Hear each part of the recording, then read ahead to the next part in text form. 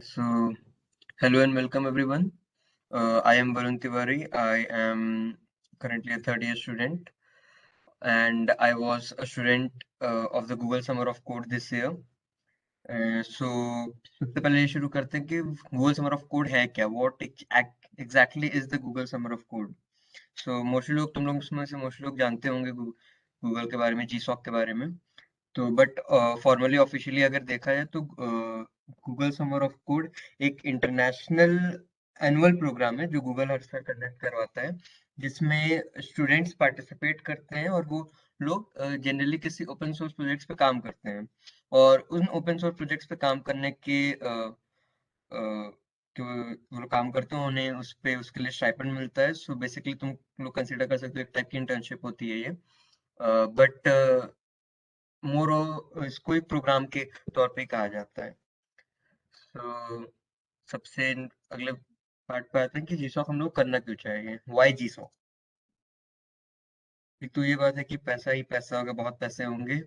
इतना पैसा होगा कि सेकेंड ईयर या फर्स्ट ईयर में तुम लोग इमेजिन नहीं कर सकते हो इतना पैसा मिलता है जीसॉक से। बट सीरियसली क्यों जीसॉक करना चाहिए? मनी तो एक सेकेंडरी पर्सपेक्टिव होता है हर चीज का। बट सबसे इम्पोर्टेंट यहाँ पे पॉइंट होता है जीसॉक करने का कि तुमको लर्निंग अपॉर्चुनिटी काफी बढ़िया मिलती है। ऐसी लर्निंग अपॉर्चुनिटी मिलेगी यहाँ पे कि तुमको कई लोगों के कई फील्ड ऑफ स्टूडेंट्स के पास मतलब कई फील्ड से आए लोगों के साथ तुमको इंटरेक्ट करने का मौका मिलता है। सो जीसॉक में बहुत बढ़िया तुमको लर्निंग अपॉर्चुनिटी एक मिलती है। और फिर अगर और तरीके से अच्छे से देखा जाए तो we have these six points where we can see that how GSOC is helpful for us. We are able to learn the professional design and architecture. We are able to learn about how the actual organizations, the actual projects work out, which are there in the market, how they work actually, and we are given the opportunity to create open source software by ourselves. We have the privilege to be a part of a community. We can build our skills and a confidence that ये तो बहुत जाहिर सी बात है कि तुमको तुम्हारा skills और कॉन्फिडेंस एक बार तुम चीजों में अगर कंट्रीब्यूट करो तो काफी ऊपर जाएगा। तुम्हारे रिज्यूमे में काफी वैल्यूएबल एक्सपीरियंस आता है। मींस तुम जब जीसॉक करो तुम्हारे रिज्यूमे में अगर एक है कि सबसे पहला तो तुम्हारे पास गूगल का सर्टिफिकेट है, तुमने गूगल में काम किया है। आधे लोग तुम लोग में कॉलेज आए होगे तो कॉलेज में ये सोच के आओगे कि गूगल जैसे कंपनी में इंटर्नशिप चाहिए, जॉब चाहिए। तो इससे एग्जैक्टली तुमको गूगल में जॉब नहीं मिलती है, but still you get a certificate from Google by participating in one of the very prestigious programs of Google. तो उसका तुमको आगे रेफरेंस वगैरह में थोड़ा बहुत हेल्प मिलती है, हेल्प थोड़ी बहुत मिलती है तुमको आगे गूगल समर ऑफ कोड से। और इन द एंड बहुत सारा स्वैग, इतना स्वैग मिलता है कि तुम अलग मीन्स कह सकते हो कि अलग तुम्हारा वो होता है, जलवा सर जलवा। जलवा सा जलवा।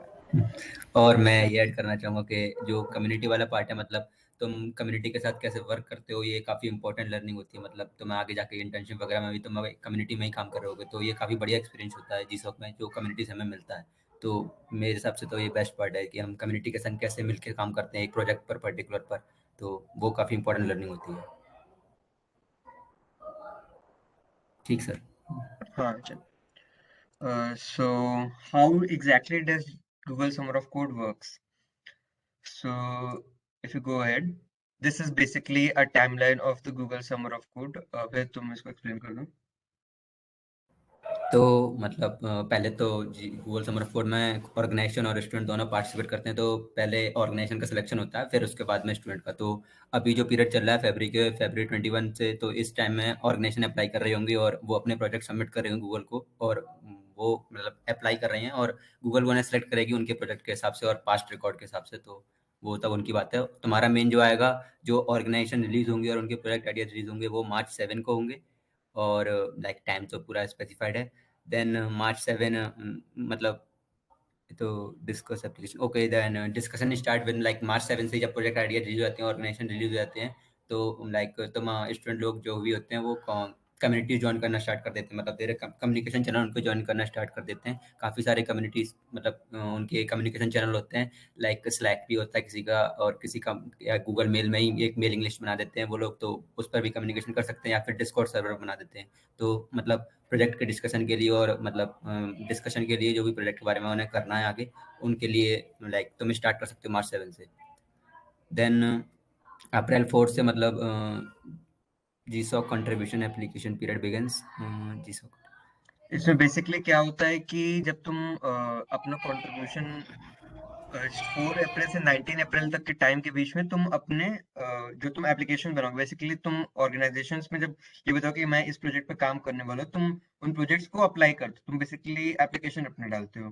तो एप्लीकेशन को ये प्रपोजल एक टाइप से तुम रिव्यू करवा सकते हो इस बीच में कि मैं इस प्रोजेक्ट पे काम करना चाहता हूँ, तुम ऑर्गेनाइजेशन से रिव्यू करवा सकते हो, क्योंकि एंड में 19 अप्रैल से 12 मई के बीच का जो टाइम रहेगा, उसमें ऑर्गेनाइजेशंस उन प्रपोजल्स को शॉर्टलिस्ट करती हैं कि इनमें से कौन सा प्रपोजल सबसे बेस्ट हो, कौन सा वो लोग किसको सेलेक्ट करेंगे अपने ऑर्गेनाइजेशन में, किसको किसको अलाउ करेंगे। तो बेसिकली 4 अप्रैल से 19 अप्रैल का टाइम एप्लीकेशन पीरियड होता है, जिसमें हम लोग अपना प्रपोजल्स सबमिट कर सकते हैं गूगल के पोर्टल पे। सो हाँ। हाँ, तो इसके आगे मतलब तुम्हारा जो क्या कहते हैं। Okay, hello. हाँ, एनीबॉडी हाँ, स्पीकिंग। नहीं नहीं चलो। हाँ, ठीक है। तो लाइक जब तुम मार्च 19 तक तुम्हारा जो प्रपोजल रिव्यू का काम होगा वो होगा, और उसके बाद लाइक जो भी मई 20 को होंगे वो लाइक जो तुम्हारा रिजल्ट आएगा, मतलब तुम प्रपोजल सबमिट करोगे एक पर्टिकुलर प्रोजेक्ट के लिए, तो मई 20 को तुम्हारा गूगल अनाउंस कर देगी रिजल्ट के ये बंदे सिलेक्ट हुए हैं, और लाइक ये स्टूडेंट्स आगे कंटिन्यू करेंगे प्रोजेक्ट अपने मेंटर के साथ जिस प्रोजेक्ट के लिए तुमने अपना प्रपोजल बनाया है, ठीक है। तो मई 20 से वो स्टार्ट हो जाएगा, मतलब मई 20 को वो रिजल्ट आएगा। उसके बाद एक पीरियड आएगा community bonding period, like it is written year May 20 to June 12, so it is this time it is of 22 days, so this is a like very big time period where you can bond with your mentors and organization like community members, other community members. There are meets for you, like to introduce yourself and what your project and what your project is and what you are trying to implement in like in the next 3 months of your GSOC period. So this is the community bonding period, and like इसमें यही सब होता है कि तुम introduce करते हो और बॉन्ड बनाते हो अपने कम्युनिटी मेंबर्स और अपने बीच में, ठीक है। और फिर उसके बाद जून 13 से तुम्हारा ऑफिशियल कोडिंग बिगन होता है, मतलब जो भी कोडिंग जो भी करते हो तुम अपने प्रोजेक्ट के लिए वो ऑफिशियली बिगन होती है जून 13 से, पर मस्ट नहीं है कि जून 13 से, मतलब काफ़ी लोग कम्युनिटी बॉन्डिंग में भी स्टार्ट कर कुछ लोग सकते हैं, बट हाँ, कुछ लोग स्टार्ट कर देते हैं बट कुछ ऑर्गेनाइजेशंस वही करते हैं कि 13 जून मतलब जो ऑफिशियल पीरियड है, उसी पे वो हाँ। लोग कुछ ऑर्गेनाइजेशंस काम करती हैं कि तो उससे हम्म। पहले वो लोग बेसिकली प्लानिंग करते हैं, डिजाइन्स जो करना है या फिर तो पूरा प्लान प्रिपेयर करते हैं। सब में जो कम्युनिटी बॉन्डिंग पीरियड है उसमें वही करते हैं। हाँ। हाँ, तो ठीक है, इसके बाद फिर तुम्हारी क्या कहते हैं वैल्यूएशन स्टार्ट हो जाती है, मतलब जिसो के तो टाइम पूरी दो तुम्हारी दो वैल्यूएशन होती हैं, मतलब लास्ट ईयर से दो, पहले तीन होती थी, लास्ट ईयर से दो होने लगी हैं। तो एक एवैल्यूएशन मतलब तुम अभी तक तुमने अपना जितना भी काम किया क्या वो किया, मतलब तुम पास या फेल हो रहे हो कि नहीं। अगर अगर तुम इवैल्यूएशन को पास करते हो तो तुम आगे प्रोग्राम को कंटिन्यू करोगे, अगर फेल कर दो तो नहीं करोगे। 95% चांसेस होते हैं तुम पास कर जाते हो अगर तुम जीसॉक में सेलेक्ट होते हो तो, क्योंकि लाइक जो भी कंट्रीब्यूशन करते हो ना तुम, तो वो जो फेल होने क्राइटेरिया होता है वो एक ही होता है कि तुम बिल्कुल ही प्रोजेक्ट छोड़ चुके हो और कंट्रीब्यूट नहीं कर रहे हो, तो फेल होने का मतलब चांस बहुत ही कम होते हैं, काफ़ी कम बच्चे फेल करते हैं, और तुम मतलब जनरली पास ही होते हो। तो ये एवेल्यूशन होती है तुम्हारी, जो भी तुम कोड लिखोगे वो तुम्हारा चेक होगा और उसके हिसाब से तुम्हारा एवेल्यूशन पास या फेल होगी, तो वो हो जाता है, ठीक कभी है। कभार तो कुछ कुछ ऑर्गेनाइजेशन चेक भी नहीं करते हैं, वो लोग चेक, हाँ बस हाँ। अ, देख लेते हैं तो अलाउ कर देती हैं। बट बेसिकली फिर मेन जो काम होता है इसमें सितंबर 4 तक रहेगा। हम्म। सितंबर 4 या बेसिकली तुम कह सकते हो सितंबर 12 तक, जिसमें तुमको फाइनल अपना वर्क प्रोडक्ट करना है, तुमने अपना पूरा प्रोडक्ट बना देना है उसका प्रपोजल, मतलब जो भी तुमने काम किया है उसको डॉक्यूमेंट करके तुमको सबमिट करना होता है कि तुमने क्या काम किया है। फिर एंड में जब सितंबर 12 से लास्ट वीक का रहता है तो उसमें जनरली जो मेंटर्स होते हैं तुम्हारे, वो तुम्हारा इवैल्यूएशन सबमिट करते हैं, उसमें भी 90-95% लोग पास ही हो जाते हैं।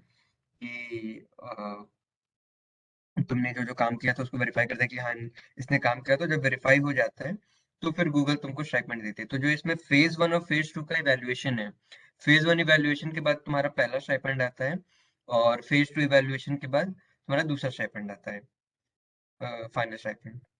तो ये है। और फिर सितंबर 20 को जो लोग फाइनल पास हो जाते हैं उनका रिजल्ट्स आ जाता है कि हाँ you have successfully completed the Google summer of code program under this in this organization. ठीक है, तो और कुछ ऐड करना है अब इसमें?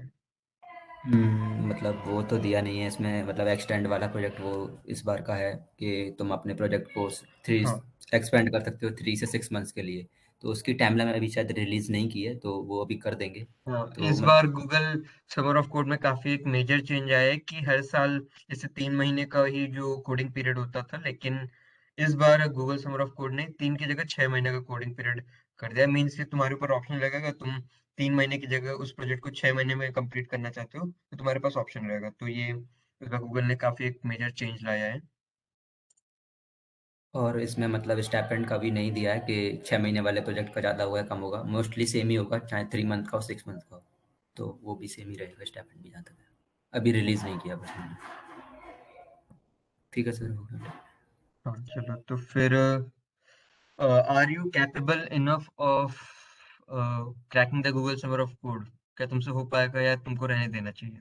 सो इसका आंसर हम लोग अगले कितना होता है स्टाइपेंड ये तुम गूगल कर लो, तुमको पता चल जाएगा आराम से। मींस इस बार हम लोग जब किए थे तो हम लोग को $1500 स्टाइपेंड मिला था 2 महीने का, मतलब जो महीने जितने देर का गूगल वो था कोडिंग पीरियड। बट उसके पहले इसके पिछले साल और ज्यादा रहता, शायद $3000 रहता था। इस बार का पता नहीं कितना रखेंगे, सो लेट्स से क्या होता है।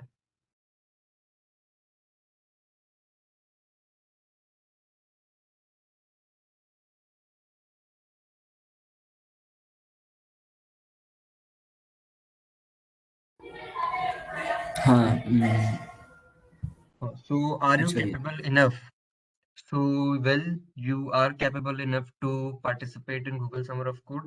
अगर तुम्हारे पास ये 3 बेसिक क्राइटेरियाज तुम फुलफिल कर पाए तो तुम बहुत कैपेबल हो इसके लिए। सबसे पहला कि तुमको अगर पता है कि कोई टेक्निकल क्वेश्चन है उसका आंसर तुमको कहाँ मिल जाएगा, कहाँ पे तुम क्या करोगे तो उस टेक्निकल क्वेश्चन का आंसर मिल जाएगा, तो तुम कैपेबल हो। अगर तुम्हारे पास 25 hours a week functioning computer है तो तुम कैपेबल हो। और अगर तुम्हारे पास अगर बेसिक नॉलेज है किसी भी एक प्रोग्रामिंग लैंग्वेज का और साथ में गिट या गिटहब का कोई बस बेसिक नॉलेज, तो तुम तब भी तो तुम कैपेबल हो गूगल समर ऑफ कोड में पार्टिसिपेट करने के लिए। तुमको ऐसा कुछ नहीं है कि तुमको प्रोजेक्ट के बारे में सब कुछ आना चाहिए, तुमको प्रोजेक्ट की कोड बेस की लाइन बाय लाइन एक एक लाइन तुमको आनी चाहिए, या तुम्हारी 50 से ज्यादा पुल रिक्वेस्ट मर्ज है उस प्रोजेक्ट में। ऐसा कुछ भी नहीं है। तुम अगर वो शुरुआत के 3 एलिजिबिलिटी क्राइटेरिया, मतलब 3 क्राइटेरिया अगर फुलफिल करो तो तुम बहुत कैपेबल हो उसके लिए, उसमें पार्टिसिपेट करने के लिए। अगर कुछ ऐड करना चाहोगे? हाँ, और मोस्ट इम्पोर्टेंट मतलब तुम्हारा इंटेंट टू ट्राई होना चाहिए, मतलब तुम्हें ट्राई करना चाहिए इसके लिए। क्योंकि मतलब अगर तुम ट्राई नहीं करोगे तो फिर कोई फ़ायदा नहीं है, अगर ट्राई करना ही छोड़ दोगे तो उससे कोई फ़ायदा नहीं होगा। तो अगर तुम ट्राई करोगे तो तुम काफ़ी चीज़ें सीखोगे, भले ही तुम फेल हो जाओ तो उसके बारे में अभी नहीं सोचना। पर तुम अगर ट्राई करोगे तो तुम्हारे फ्यूचर रेफरेंस के लिए भी काफ़ी काम आएगा। मतलब तुम ज़रूरी नहीं है इसी साल जीसॉक कर रहे होगे, अगली साल भी जीसॉक कर रहे होगे। तो तुम अभी फर्स्ट ईयर में हो और तुम अगर ये सोचे करोगे कि मेरी अगर मैं अभी इस बार ट्राई करता हूँ तो नेक्स्ट ईयर की प्रिपरेशन में मैं काफ़ी आगे होऊँगा, तो वो चीज़ सही है, काफ़ी एक्सपीरियंस मिलेगा तुम्हें अगर तुम ट्राई करते हो। तो हाँ, ट्राई करना मस्ट है, मतलब और ऐसा कुछ मस्ट नहीं है नहीं कि है। तुम हाँ। फर्स्ट ईयर में तो नहीं कर सकते हो। पिछले 2 साल से रिकॉर्ड रहा है कि हुँ। अपने ट्रिपल आईटी इलाहाबाद से फर्स्ट ईयर के स्टूडेंट्स जीसॉक क्रैक किए हैं। तो अभय सर तुम्हारे खुद फर्स्ट ईयर में जीसॉक क्रैक किए थे। हाँ तो फिर अगर तो बेसिकली तो जीसॉक में पार्टिसिपेट करने के लिए अगर तुम सेलेक्ट होना चाहते हो तो 2 फेज प्रोसेस है। पहला फेज है कि तुमको कोई टेक स्टैक की तुम प्रॉपरली लर्न कर पा रहे हो, तुमको टेक स्टैक को लर्न करना है। और दूसरा तुम कंट्रीब्यूटर बन रहे हो। तो अभी एपीके मंथ में शुरू के तुमने 2-3 जो विंग्स की वर्कशॉप हुई हैं, तुमने उसमें कई चीजों को सीख लिया होगा। तुमने वेबडी सीख लिया होगा, तुमने एपडी के बेसिक्स सीख लिए होंगे। तुम टेक स्टैक का नॉलेज थोड़ा बहुत है तुम लोग के पास, बट फिर भी अब आगे तुमको बताएगा कि कैसे टेक्स्ट स्टैक के ऊपर वो काम करना है। Sir next sir. नेक्स्ट कर दो सर। हाँ इसमें भी।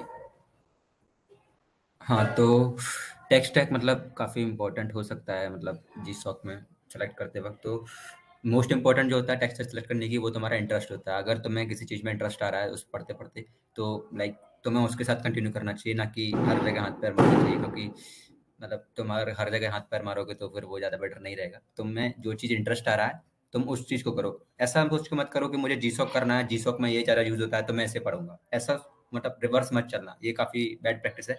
ऐसे चलना कि तुम्हारा इंटरेस्ट ये है तो, और 99% गारंटी है कि जो भी तुम्हारा इंटरेस्ट होगा वो जीसॉक में उसका कोई ना कोई प्रोजेक्ट जरूर होगा, क्योंकि जीसॉक में हर फील्ड को कवर किया जाता है। यहाँ तक एंड्रॉयड, वेब डिज़ाइन, एआई, जितनी भी चीज़ें लिखी हुई हैं, इवन टेक टेक से अनरिलेटेड चीज़ें भी काफ़ी मतलब लाइक साइंस और मेडिकल के प्रोजेक्ट्स भी मिलते हैं तुम्हें वहाँ पर। तो मैथमेटिक्स के कुछ प्रोजेक्ट भी रहते हैं, हाँ, एस्ट्रोनॉमी के कुछ एरोस्पेस प्रोजेक्ट्स रहते हाँ। एरोस्पेस के भी रहते हैं, काफ़ी प्रोजेक्ट रहते हैं। तो तुम जो तुम्हारा इंटरेस्ट आ रहा है तुम उसमें कर सकते हो। उसमें कोई मतलब कोई बाउंडेशन नहीं है कि तुम्हें क्या पढ़ना है उसके लिए। तो काफ़ी काफ़ी wide variety of field available है जिसमें में पार्टिसिपेट करने के लिए, ठीक है। तो मेन जो है फोकस तुम्हारा इंटरेस्ट पर रहना चाहिए। और ये भी पॉसिबल है कि तुम्हें इंटरेस्ट नहीं मिल रहा है तो लाइक वो अलग केस है। तुम्हें अभी अभी तक अपना, अभी तुम एक्सप्लोर ही कर रहे हो, तुम फर्स्ट ईयर में हो, वो बात अलग है कि तुम्हें अभी इंटरेस्ट नहीं मिल रहा है। पर अगर तुम्हारे पास इंटरेस्ट है तो तुम उसी को कंटिन्यू करना, ठीक है। मतलब ये मत सोचना कि जीसॉक में ये ज़्यादा यूज़ हो रहा है तो मैं इसे ज़्यादा रन कर लूँगा, ठीक है। ये रिवर्स हो जाएगा, ये इसको मतलब ये बैड प्रैक्टिस मानी जाती है, तो इसे मत यूज़ करना। तुम्हें जो इंटरेस्ट आ रहा है वो उससे स्टार्ट करना। हाँ, अगर तुम्हें इंटरेस्ट नहीं आ रहा है, मतलब तुम्हारा किसी चीज़ में अभी तक इंटरेस्ट नहीं है, तो मे बी तुम कुछ क्राइटेरिया यूज़ कर सकते हो, जैसे कि कौन सी मतलब किस प्रोजेक्ट को कौन सी किस लैंग्वेज को ज़्यादा यूज़ किया जाता है, मतलब किस लैंग्वेज के ज़्यादा प्रोजेक्ट आते हैं, और मे बी तुम्हें फ्यूचर में किस में वर्क करने का ज़्यादा मन है। मतलब ये सब चीज़ें तुम फैक्टर कंसिडर कर सकते हो, ठीक है। और जो मैंने थोड़ा ब्लॉग में भी लिखा था वो, तो उस चीज़ को भी रेफरेंस में ले लेना, ठीक है यहाँ पर। हाँ सर, इतना ही तो आगे। हाँ, और अब गिट एंड गिटहब ये तो मस्ट है, ये मस्ट है। मतलब तुम इसके बिना कंट्रीब्यूशन स्टार्ट कर ही नहीं सकते, क्योंकि 90% प्रोजेक्ट गिटहब पर ही होस्टेड होंगे, और जो 10% होंगे रिमेनिंग वो भी गिटहब बेस्ड प्लेटफॉर्म ही होंगे, लाइक गिटलैब और कुछ अदर लाइक कम्युनिटी के अलग कुछ अपने प्लेटफॉर्म भी होते हैं उन पर भी। बट बेसिक उनका जेटी ऐसे जेट जैसा वर्क फ्लो ही होगा। तो तुम्हें जेट एंड गिटहब आना मस्ट है। मतलब इत हाई लेवल का नहीं, बिल्कुल बेसिक लेवल का, जितना तुम्हें वर्कशॉप में सिखाया गया उतना मोर देन इनफ है, उतना करना है। जैसे कि इनफैक्ट वो भी बेसिक, थोड़ा ज्यादा ही है, तुमको जितना हाँ, जो वो तो वर्कशॉप। जो सेकंड क्लास तक मतलब जितना कराया था उतना, पुल पुश तक तुम्हारा जितना भी है, तुम्हारा कमिट करना आना चाहिए, पुल करना चाहिए, पुश करना चाहिए, रिमोट के साथ थोड़ा फैच और पुल में जो भी तुम्हें जरूरत पड़ती रहेगी, क्योंकि तुम कम्युनिटी में वर्क करोगे तो काफी सारे लोग एक साथ वर्क कर रहे होंगे, तो वो काफी इंपॉर्टेंट फैक्टर आ जाता है फिर उस केस में। तो हाँ, गेट एंड गिटहब की बेसिक नॉलेज मस्ट है, क्योंकि तुमको इसके बिना फिर पीआर तुम बनाना आना चाहिए। हाँ, ये सब चीजें तुम्हें। बेसिक वो जो चाहिए, जितना अगर बेसिक आता है तो तुमका उतना नेसेसरी है, लेकिन उतना हम्म। बेसिक आना बहुत इंपॉर्टेंट है, उतने के बिना तुम नहीं हाँ, कर सकते हो। ठीक है। और मतलब गिटहब की तुम बेसिक प्रैक्टिस ऐसे भी कर सकते हो कि तुम जो भी कोड लिख रहे हो रेगुलरली उसे गिटहब पर अपलोड करते चलो। मतलब अगर तुम गिटहब पर अपलोड करते चलोगे तो तुम्हें बेसिक कमिट, पुल, ऐड और पुश में मतलब एकदम फ्लुएंट हो जाओगे। तुम आंख बंद करके भी ये कमांड्स लिख दोगे और मतलब ये काम हो जाएगा। वो करना नहीं चाहिए आंख बंद करके, मैं बस एनालॉजी दे रहा हूँ एक।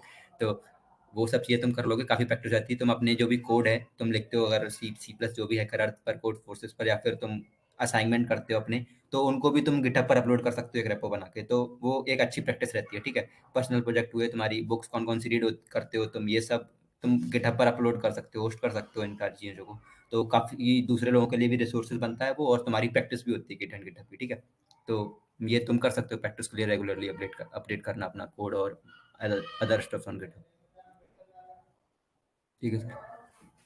ठीक है, तो फिर जो भी मतलब गेट एंड गेटअप तुम लोग कोडिंग अभी कर ही रहे होगे हर चीज की, तो जो भी तुम छोटा हाँ। सा कोड सॉल्व कर रहे हो, जो भी छोटा सा प्रॉब्लम सॉल्व कर रहे हो, जो भी डेटा से तुम सीख रहे हो, उसको गिटअप पे डाल दो। गिटअप पे एक हम्म। फोल्डर बना के तुमको काफी आसान रहेगा। प्लस गिटअप यूज करना है तो तुम लोग आई गेस 80-90% तो तुम लोग तो जानते ही होगे। और एक्चुअली जितने क्वेश्चंस हम लोग को एक एंड में एमए सेशन रखेंगे तो उसमें तुम लोग पूछ लेना, जितने भी डाउट्स होंगे उस समय तुम लोग पूछ लेना, तो उसमें सॉल्व कर देंगे सारे डाउट्स हम लोग। या सो फेज टू जो अगर इस फेज को अगर मान सबसे पहले जो अगर तुमने फेज वन को थोड़ा बहुत कवर कर लिया कि तुमने कोई भी टेक स्टैक थोड़ी बहुत सीख ली है, तो अब तुम फेज 2 पे आ जाओगे कि तुमको कंट्रीब्यूटर बनना है।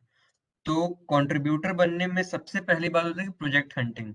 तुमको सबसे पहले ऐसा कोई प्रोजेक्ट फाइंड करना होगा जो तुम्हारे लिए अ, तुम्हारे स्किल सेट के साथ इंटरसेक्ट करे और साथ में थोड़ा सा इंटरेस्टिंग रहे। तुम मतलब तुम उस प्रोजेक्ट पे काफी अच्छे से काम कर पाओ, तुमको इंटरेस्ट है उस प्रोजेक्ट पे काम करने में आगे के कुछ महीने में।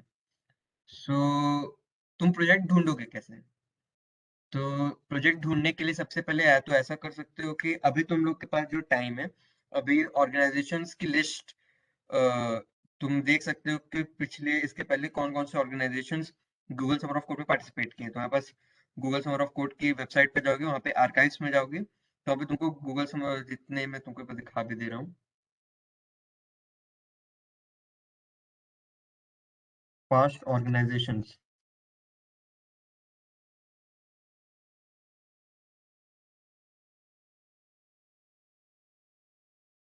तो यहाँ पे 5 प्रोग्राम्स की लिस्ट है हर ईयर वाइज।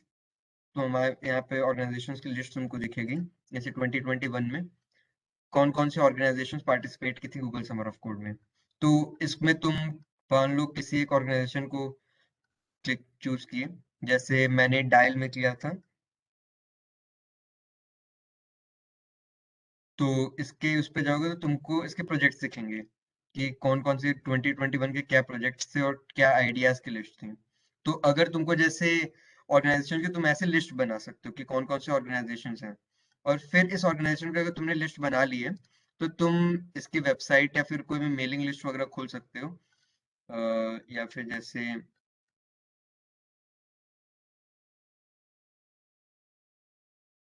जनरली ऑर्गेनाइजेशंस का अपना अपना फोरम होता है, उन फोरम्स पे वो लोग जाते हैं। तो उसके बारे में इम्पोर्टेंट ये लोग रहते हैं कि क्या क्या ऑर्गेनाइजेशन का क्या गूगल सॉन्ग ऑफ कोड में कैसे कैसे पार्टिसिपेट कर रही है। तो ये तो जैसे ईयर 1 का था, गूगल समर ऑफ कोड 2022 का मींस तुमको फोरम पे कई चीजें मिल जाएंगी कि कैसे ऑर्गेनाइजेशन कैसे कैसे पार्टिसिपेट कर रही है, ऑर्गेनाइजेशन की लिस्ट आ जाएगी कौन कौन से ऑर्गेनाइजेशन पार्टिसिपेट कर रही है, सब तुमको उनके फोरम्स पे मिल जाएगा। तो बेसिकली तुमको यहाँ पे ऑर्गेनाइजेशन को सिलेक्ट करना होगा। और मैंने जैसे क्या किया था, मैंने यहाँ पे किया, मैंने टेक्नोलॉजीज देखी कौन कौन सी टेक्नोलॉजीज इसमें है। मैंने देखा एंड्रॉयड, एंड्रॉयड मेरे टेक्नोलॉजी से इंटरसेक्ट किया, तो मैंने इसमें प्रोजेक्ट्स को देखे। तो इसमें ओडीके एक और सब ऑर्गेनाइजेशन मिली, उस में देखा तो उसमें उसका प्रोजेक्ट मुझको थोड़ा इंटरेस्टिंग लगा, तो मैंने उसको कंट्रीब्यूट करना शुरू किया। सिमिलरली और भी ऐसे कोई ऑर्गेनाइजेशन है, जैसे मतलब जितनी ऑर्गेनाइजेशन है, तुम किसी भी ऑर्गेनाइजेशन पे जाओ, लिवर हेल्प पे जाओ, तो लिवर हेल्प पे तुम देख सकते हो कि पाइथन, जावास्क्रिप्ट, एंड्रॉइड, तुम्हारा जो भी ऑर्गेनाइज तुमको जो भी टेक स्टैक पसंद आ रहा है, तुम उस टेक स्टैक को फाइंड करो, ऐसे ऑर्गेनाइजेशन को शॉर्टलिस्ट करो कि ये ऑर्गेनाइजेशन हैं। उनके फोरम पे जाओ, उनके कम्युनिटी सर्वर्स पे जाओ, तो वहां पे जाओगे तो तुमको उसके प्रोजेक्ट्स का आइडिया मिलेगा। तो इन प्रोजेक्ट्स का आइडिया जब मिलेगा, तो तुम ऐसे ऑर्गेनाइजेशन को शॉर्टलिस्ट कर सकते हो कि ये ऑर्गेनाइजेशन हैं। तो बेसिकली मैंने तो ऐसे पिछले साल किया था। जनरली सबका यही तरीका होता है ऑर्गेनाइजेशन शॉर्टलिस्ट करने का। ठीक है, तो अबे तेरे को कुछ बोलना है? हाँ, मतलब वो जो टेक्स्ट टेक देखे थे ना तुम्हें, मतलब 5-5 6-6 टेक्स्ट टेक्स्ट दिख रहे थे, तो ज़रूरी नहीं है कि तुम्हें वो सारे आते हो। उनमें से 1-2 मोर देन इनफ होते हैं, क्योंकि एक प्रोजेक्ट में मतलब एक रेपो काफ़ी बड़ी होती है, उसमें काफ़ी सारे टेक्स्ट यूज़ हो रहे होते हैं। तो काफ़ी सारे प्रोजेक्ट होते हैं, वो अलग-अलग पार्ट के होते हैं। तो एक पर्टिकुलर पार्ट पे भी मतलब तुम अगर, जैसे कि यहाँ पर लिखा हुआ था सर के प्रोजेक्ट में पीएचपी, जावा और पाइथन वगैरह, तो सर का एंड्रॉइड, मतलब एंड्रॉइड भी लिखा हुआ था, तो सर का एंड्रॉइड का था। तो मतलब वो और रेपो जो है उस पर ये सारे टेक्सचर्स यूज हो रहे हैं, और सर जो इंटरेस्टेड है, सर को मतलब एंड्रॉइड आता है, मतलब बाकी जरूरी नहीं है कि चीज़ें आती हैं या नहीं आती हैं, बट जो मेन है उन्हें वो एंड्रॉइड आता था, तो उन्होंने उस पर कॉन्ट्रीब्यूशन किया। तो जरूरी नहीं तुम्हें सारी चीज़ें आती हों, 1-2 texts or more than enough. तो मतलब कंफ्यूज मत होना कि हमें ये सारा आना चाहिए इसमें कंट्रीब्यूट करने के लिए, तो ऐसा नहीं होता है। वो 1-2 टेक्स्ट अगर तुम्हारे मैच कर रहे हैं तो वो मोर देन इनफ है, तुम उनके प्रोजेक्ट चेक कर सकते हो फिर। ठीक है। हाँ। तो अब आता है कि तुमको कैसे करेक्ट ऑर्गेनाइजेशन प्रोजेक्ट को सेलेक्ट करना है। तो हम लोग ने ऐसे 3 पार्ट्स डिवाइड किए हैं, P1, P2, P3। P1 means पहला ऐसा प्रोजेक्ट, ऐसा तुम देखो कि जो प्रोजेक्ट तुमको पसंद आ रहा है। ये तब के बाद है, ये पॉइंट तब हो रहा है, तुम इस पॉइंट पे तब आओगे जब तुमने ऑर्गेनाइजेशंस की लिस्ट बना ली है। तुम उनके प्रोजेक्ट्स को देख लो कि ये प्रोजेक्ट्स हैं, उनके प्रोजेक्ट जनरली उनके तुम फोरम्स वगैरह पे जाओगे तो वहाँ पे गिटहब लिंक्स रहता है, तो तुम उनके प्रोजेक्ट्स को भी जाके सर्च कर सकते हो कि ये उनका प्रोजेक्ट रह चुका है। तो इसके बाद जब तुमने वो लिस्ट बना ली है प्रॉपर, तो उसके बाद तुम्हारे पास ऑप्शंस रहेंगे। पहला प्रोजेक्ट की तुम P1 की तुमको जो प्रोजेक्ट पसंद आ रहा है। सेकंड P2 की तुम ऐसा रखें कि कौन सी ऑर्गेनाइजेशन में सबसे ज्यादा सिलेक्शन करती है, कौन सी ऑर्गेनाइजेशन सबसे ज्यादा स्टूडेंट्स को सेलेक्ट करती है। और तीसरा, कौन सी कम्युनिटी तुमको अच्छी लग रही है। तो ये 3 क्राइटेरियाज रखो। इसके बेसिस पे तुम ऑर्गेनाइजेशंस को सेलेक्ट कर सकते हो। और P2 number of selection organization, कितना ऑर्गेनाइजेशन, मतलब कितने सिलेक्शन देती है वो ऑर्गेनाइजेशन, तुम मैंने जैसे दिखाया, तुम जीसॉक की वेबसाइट पे जाके ऑर्गेनाइजेशंस को सर्च कर सकते हो, वहाँ पे तुमको पता चल जाए कि कितने नंबर ऑफ स्टूडेंट्स को सेलेक्ट किया है। जैसे मेरा मैं यहाँ पे दिखाया था, एक बार फिर से दिखा दे रहा हूँ।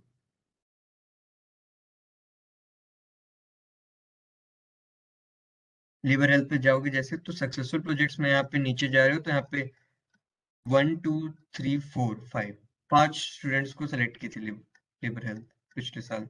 तो ऐसे तुमको हर ऑर्गेनाइजेशन के उस पे पता चल जाएगा कि कौन कितने सिलेक्शंस हुए हैं। तो यहाँ से तुमको पता चल सकता है, आइडिया मिल जाएगा इसका। कुछ और बोलना है अबे इस पे? ना ना सर इसमें ठीक है, चलो। तो अब उसके बाद तुमने पता कर लिया कि ये ऑर्गेनाइजेशंस हैं। अगला पॉइंट होता है कि तुमको कम्युनिटी को कांटेक्ट करना है। तो पूरे गूगल समर ऑफ कोड में सबसे इंपॉर्टेंट पॉइंट है कि तुम्हारा कम्युनिकेशन, जितना इफेक्टिवली और प्रॉपरली तुम कम्युनिटी से कम्युनिकेट कर ले रहे हो, उतना उतने ज्यादा स्ट्रॉन्गर चांसेस है कि तुम जीसॉक में सेलेक्ट हो पाओगे। तुमको ज्यादा से, क्योंकि पहली बात तुम क्योंकि कम्युनिकेशन ज्यादा से ज्यादा कर रहे हो, तुमको प्रोजेक्ट के बारे में ज्यादा से ज्यादा पता चल रहा है। और तुमको क्योंकि प्रोजेक्ट के बारे में ज्यादा से ज्यादा पता चल रहा है, तुम उसी हिसाब से अपना प्रपोजल प्रिपेयर कर सकते हो। तुम ऑर्गेनाइजेशन से कम्युनिकेट करोगे कि उनको प्रोजेक्ट्स में ये चाहिए, ये अच्छी चीज है, इस फीचर को इम्प्लीमेंट कर सकते हैं कि नहीं। या अगर तुमको, ये सब तो चलो आगे की बात है, तुमको अगर शुरू भी करना है, तुमको कुछ नहीं पता है, तुमको ये शुरू भी करना है, मैं शुरू करूँ तो कैसे करूँ? तो तुम वहाँ पे उनके आईआरसी चैनल्स पे जाओ, आईआरसी चैनल्स या फिर उनका डिस्कॉर्ड सर्वर या फिर उनका स्लैक चैनल्स, अलग-अलग चैनल्स होते हैं, गिटर होते हैं उनके, हर ऑर्गेनाइजेशन का अलग-अलग चैनल्स होते हैं। वहाँ पे जाके खुद को इंट्रोड्यूस करो। वहाँ पे उसके जो उस ऑर्गेनाइजेशन के जो मेंबर्स होंगे, पहले मेंटोर्स रहे होंगे या फिर जो कम्युनिटी मेंबर्स ही होंगे, वो लोग तुमको खुद बता देंगे कैसे कंट्रीब्यूशन तुम शुरू कर सकते हो। और तुमको कोई भी डाउट आ रहा है कि तुम कोई फीचर इंप्लीमेंट नहीं कर पा रहे हो, कोई छोटा सा तुमको मींस क्या टेक स्टैक वहां पे यूज करना चाहिए, ये हर टाइप की प्रॉब्लम्स तुम उस कम्युनिटी सर्वर पे पूछ सकते हो। तो ये इंपॉर्टेंट फैक्टर है, कम्युनिकेशन एक बहुत इंपॉर्टेंट फैक्टर है। अबे कुछ बोलना है इस पे? हाँ मतलब कम्युनिकेशन लाइक की है लाइक बहुत ही ज़्यादा इम्पोर्टेंट है। और तुम लाइक ये सोच रहे हो कि कैसे स्टार्ट करना है कम्युनिकेशन, तुम बेसिक अपने इंट्रोडक्शन से स्टार्ट कर सकते हो, तुम्हें क्या क्या आ सकता है ये चीज़ों से स्टार्ट कर सकते हो तुम। और फिर then move to product discussion. तो ये एक ऑप्टिमल वे है और कम्युनिकेशन काफ़ी इंपॉर्टेंट होता है, ये बात सच है काफ़ी। तो इस पर थोड़ा ध्यान रखना। आगे तो अभी और मतलब प्रिकॉशंस बताएंगे ना सर अभी। हाँ। हाँ हाँ।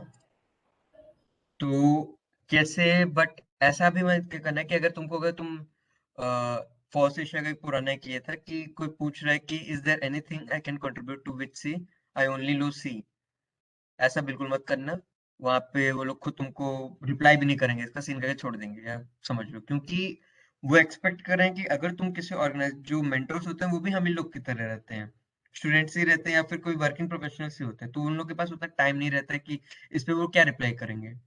इससे अच्छा ये रहेगा कि तुम अपना पूरा प्रॉपर रिसर्च करके जाओ कि क्या क्या उस ऑर्गेनाइजेशन के क्या टेक स्टैक्स हैं, क्या किस प्रोजेक्ट पे काम हो रहा है, तुमको उस प्रोजेक्ट पे क्या क्या पता है। पर्टिकुलर चीजें पूछो उस प्रोजेक्ट से रिलेटेड कि इस फीचर को या इस प्रोजेक्ट पे क्या हो रहा है, इस टाइप की चीजें पूछोगे तो ज्यादा बेटर रहेगा। बट ऐसे टाइप के क्वेश्चन कि मुझको सिर्फ सी आती है, मुझको सिर्फ जावा आता है, मैं इसके थ्रू कर सकता हूँ कि नहीं, ऐसा भी बिल्कुल नहीं करना है।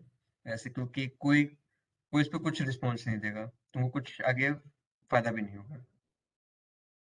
अबे हाँ और मतलब अगर गलती से तुम ऐसा कर देते हो और रिप्लाई भी आता है तो मतलब वो एक नेगेटिव इम्पैक्ट पड़ेगा बेसिकली। तो ये मत समझना कि रिप्लाई आ गया था तुमने सही किया था, वो एक बेसिकली एक नेगेटिव इम्पैक्ट क्रिएट कर रहा है कि तुम अपनी तरफ से कुछ ट्राई नहीं कर रहे हो, डायरेक्ट लाइक जो भी तुम क्वेश्चन जो ये सब इनका सबके आंसर तुम्हें लाइक एक्सप्लोर करने पे मिल सकते हैं, तो तुमने खुद ट्राई नहीं किया, तो वो तुमसे एक्सपेक्ट करते हैं कि तुम यहाँ पर स्टूडेंट बन के आए हो, तो तुम चीज़ों को ट्राई करोगे, एक्सप्लोर करोगे, तो तुम्हें खुद अपने चीज़ों के आंसर खुद में ढूंढने पड़ेंगे, कुछ चीज़ों के आंसर। तो वो एक्सपेक्ट करते हैं कि ये छोटे छोटे डाउट तुम अपने आप सॉल्व कर लोगे।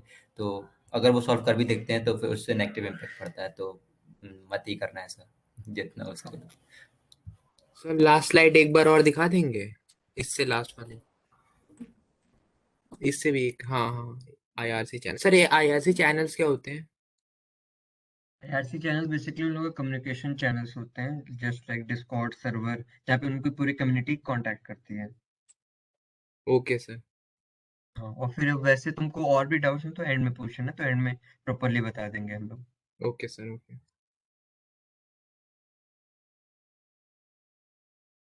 हाँ, तो जैसे एक ये रविचरण सर एक हम लोग के सीनियर थे, उनका दिखाया कि उनका एक स्क्रीनशॉट से वो कैसे कम्युनिकेट किए थे। तो उन्होंने एक प्रॉपरली पूरा उस पे अपना मैसेज दिया था कि कैसे वो अपने प्रपोजल के बारे में काम कर रहे हैं, किस मतलब फाइनेंस डिटेल्स पे वो पूछ रहे थे कि क्या क्या प्रोजेक्ट पे काम हो रहा है, क्या क्या चीजें वो इम्प्लीमेंट कर सकते हैं। तो इस टाइप का कम्युनिकेशन रहेगा तो फिर भी वो बेटर, तुम्हारा बेटर एक इम्प्रेशन जाएगा तुम्हारे मेंटोर पे, और मेंटर को काफी बताने में भी अच्छा मींस इंटरेस्ट रहेगा कि कैसे वो मींस तुम खुद इंटरेस्टेड हो प्रोजेक्ट के बारे में, तो वो खुद काफी चीजें पता है। हाँ, ठीक। हाँ ठीक है सर। ठीक। ये एक हम लोग के सीनियर थे अभिषेक शर्मा सर, इन्होंने डिजाइन में जीसॉक किया था। तो एक ही टाइप के, जैसे अगर शुरू करना है तो एक मेल इस टाइप से सर ने लिखा था कि मतलब सिंपल सा, उसमें तुमको कोई ऐसा नहीं कि तुमको बहुत प्रॉपर इंग्लिश आनी चाहिए, कुछ बहुत ही कम्युनिकेशन बहुत ज्यादा वो स्ट्रांग होनी चाहिए। तुम बहुत सिंपल सी चीजें लिखो कि ये मैंने अपने बारे में इंट्रोडक्शन दो, उनके प्रोजेक्ट पे कैसे तुम काम करने जा रहे हो, और थोड़ा बहुत अपनी प्रोफाइल के बारे में बता दो कि ऐसा ऐसा है। तो वो फिर भी काफी अच्छा इम्पैक्ट जाता है तुम्हारे उस पे, जिसको भी तुम मेल कर रहे हो। तो ये सब, इसमें सबका कोई कोई सबका सब मेल्स दिया हुआ है, हम लोग स्लाइड शेयर कर देंगे, तुम लोग मेल्स स्लाइड इसमें देख लेना। ये प्रदीप गांगवार सर हैं, प्रदीप गांगवार सर ने 2 बार जी सॉक क्रैक किया था। उनका है, ये शिवांश सर का है, शिवांश सर भी मेंटोर रह चुके हैं जी सॉक में, और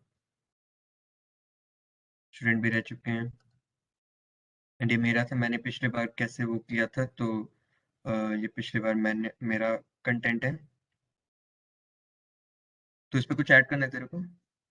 अबे, नहीं नहीं, मतलब इंट्रोडक्शन ही है तो हाँ, जानते ही हैं। बेसिक हाँ इंट्रोडक्शन कि तुम क्या कहाँ से बिलोंग करते हो, तुमको क्या क्या टेक स्टैक्स आती है, और तुम बस इस प्रोजेक्ट पे काम करने का सोचो, तुम इस टाइप से इंट्रोड्यूस कर सकते हो अपने चैनल में उनको।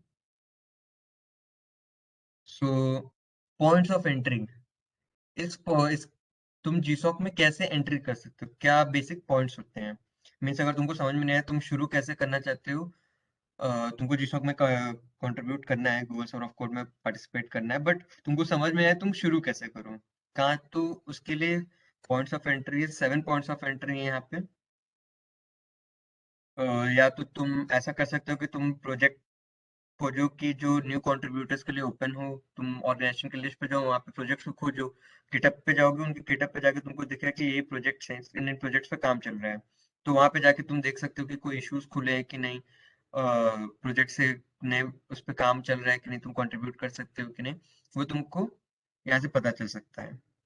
सेकंड कि तुम को कोई बग मिले, तुम मान लो किसी प्रोजेक्ट को सेटअप करो, तुमको कोई बग मिले, तो उस बग को तुम फिक्स करके इस पे काम कर सकते, मतलब पॉइंट ऑफ एंट्री, मतलब उसमें काम कर सकते, कंट्रीब्यूट कर सकते। जैसे मैं अपना केस बताऊं, मैं जिस ऑर्गेनाइजेशन में स्टूडेंट के तौर पे काम किया था गूगल सर्वर कोड में, उसमें एक बहुत सिंपल सा यूआई इम्प्रूवमेंट में दिया था कि जनरली जैसे पासवर्ड विजिबिलिटी टॉगल तुम्हारा, पहले क्या होता था कि पासवर्ड उस पे चेकबॉक्स के थ्रू विजिबल और इनविजिबल होता था। तो मैंने एक पासवर्ड विजिबिलिटी टोकन बना ऐड कर दिया, जिससे वो उसी टेक्स्ट फील्ड टेक्स्ट बॉक्स में ऑप्शन रहता है, तो उससे हाइड एंड हाइड होता है। तो बहुत छोटा सा यूआई अपडेट था, तो इसके थ्रू ही मैंने इस बग को मैंने फिक्स किया और मैं कंट्रीब्यूशन शुरू कर दिया। और फिर तीसरा है कि तुम कोई टेक्स्ट टैग फाइंड करो कि तुम जिससे कंफर्टेबल हो। इसके थ्रू अगर टेक्स्ट टैग तुमको मिल गया तुम उसे एंट्री कर सकते हो।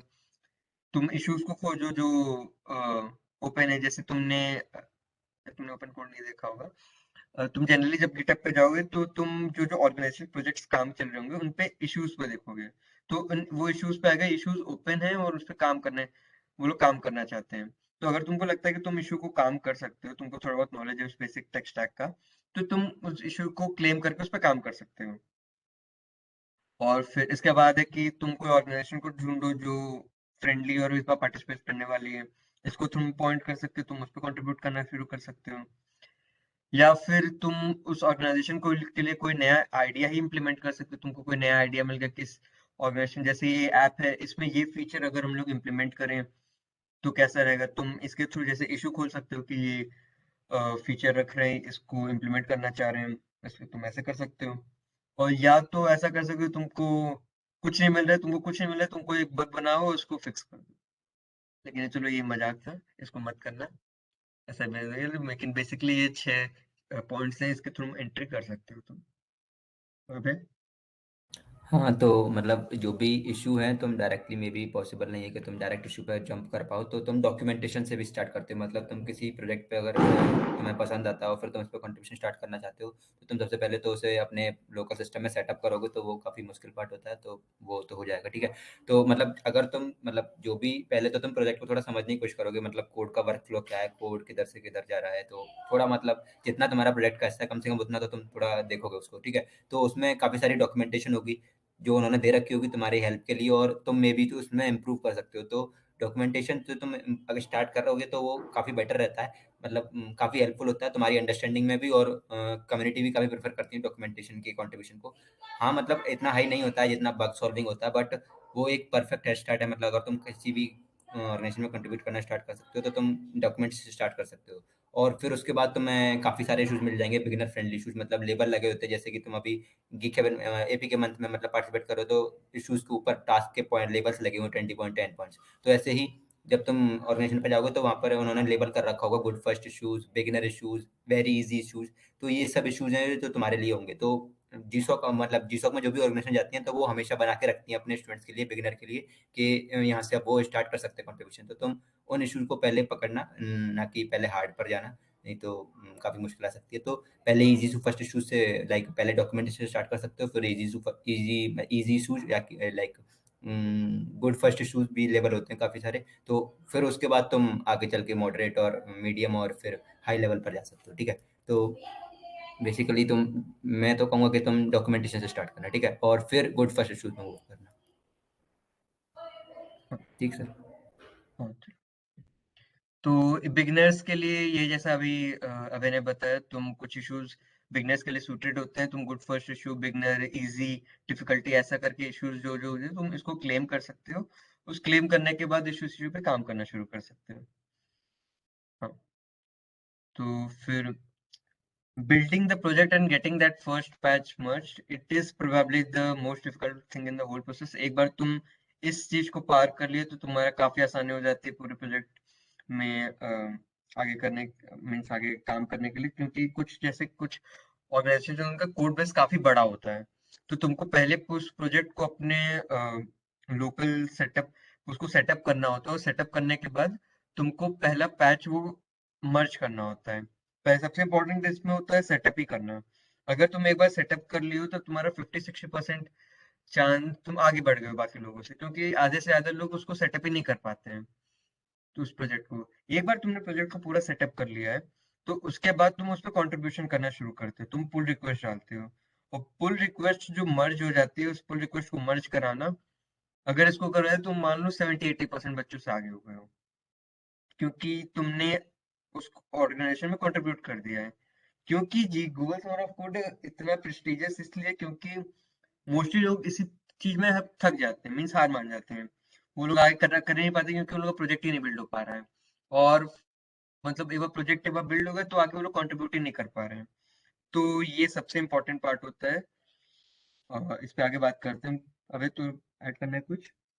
हाँ मतलब ये काफ़ी इजी है, हल्के मत लेना, मतलब काफ़ी टफ पार्ट है, मतलब टफ नहीं है, अगर तुम प्रॉपर डॉक्यूमेंटेशन को फॉलो करोगे तो तुम जरूर मतलब सक्सेसफुली बिल्ड कर पाओगे, बट हाँ ये काफ़ी इंपॉर्टेंट पार्ट है और इसमें काफ़ी दिक्कत भी आ सकती है, तो इसमें थोड़ा टाइम इन्वेस्ट भी करना पड़ता है, तो मैं 1-2 दिन भी लग सकते हैं केवल प्रोजेक्ट सेटअप करने में, तो लाइक हार नहीं मानना, पहले ट्राई करते रहना एकदम, ठीक है। हाँ। प्रोजेक्ट सेटअप करना मीन्स उसे फॉर्क करके डाउनलोड करना। अब बेसिकली तुम ब्रॉड पर्सपेक्टिव में ये बोल सकते हो, लेकिन तुम डॉक्यूमेंटेशन बेसिकली क्या होता है कि उन ऑर्गेनाइजेशन का प्रोजेक्ट सेट उसमें वो कई मॉड्यूल्स यूज कर रहे होते हैं। तुम डायरेक्टली ऐसा नहीं होगा कि तुम क्लोन करोगे तो तुम्हारा प्रोजेक्ट रन करना शुरू कर देगा। वो उनके डॉक्यूमेंटेशन को तुम लोग फॉलो करोगे तो और अच्छे से तुमको पता चल जाएगा कि तुम्हारा क्या प्रोजेक्ट रन कर पा रहा है कि नहीं, तुम उस एप्लीकेशन को प्रॉपरली रन कर पा रहे हो कि नहीं कर पा रहे हो। ठीक है। हाँ, तो इसमें सबसे इम्पोर्टेंट है कि तुमको स्ट्रांग रहना है, तुमको होप नहीं खोलने, तुमको पेशेंट रहना है, और क्योंकि मोस्टली इसमें रहता है पेशेंस का ही काम रहता है। अगर तुम पेशेंस रखे हो तो तुम काफी आसानी से प्रोजेक्ट सेटअप कर लोगे, तुम इनफैक्ट कंट्रीब्यूट भी कर लोगे। लेकिन कई लोग इसमें इसीलिए वो छोड़ देते हैं क्योंकि वो लोग छोड़ देते हैं, आधा काम करते हैं फिर उसको छोड़ देते हैं, उसके आगे बढ़ते ही नहीं है। बट ऐसा नहीं करना है तुम्हें, तुमको काफी पेशेंस रखना है यहाँ पे। कुछ ऐड करना है हमें कि आगे बढ़े? नहीं सर। तो जैसे सबसे शुरू के लिए तुम क्या कर सकते हो कि कोई भी एक इशू उठाओ, तुम गिटहब पे जाओ, उनके इश्यूज को देखो, तुम कोई भी इशू उठाओ और उस इशू पे 2-3 दिन, 1 दिन, 2 दिन, अ, मतलब जितना ऑर्गेनाइजेशन का वो रहे, 2 से एट मैक्स 3 दिन भी दे दो।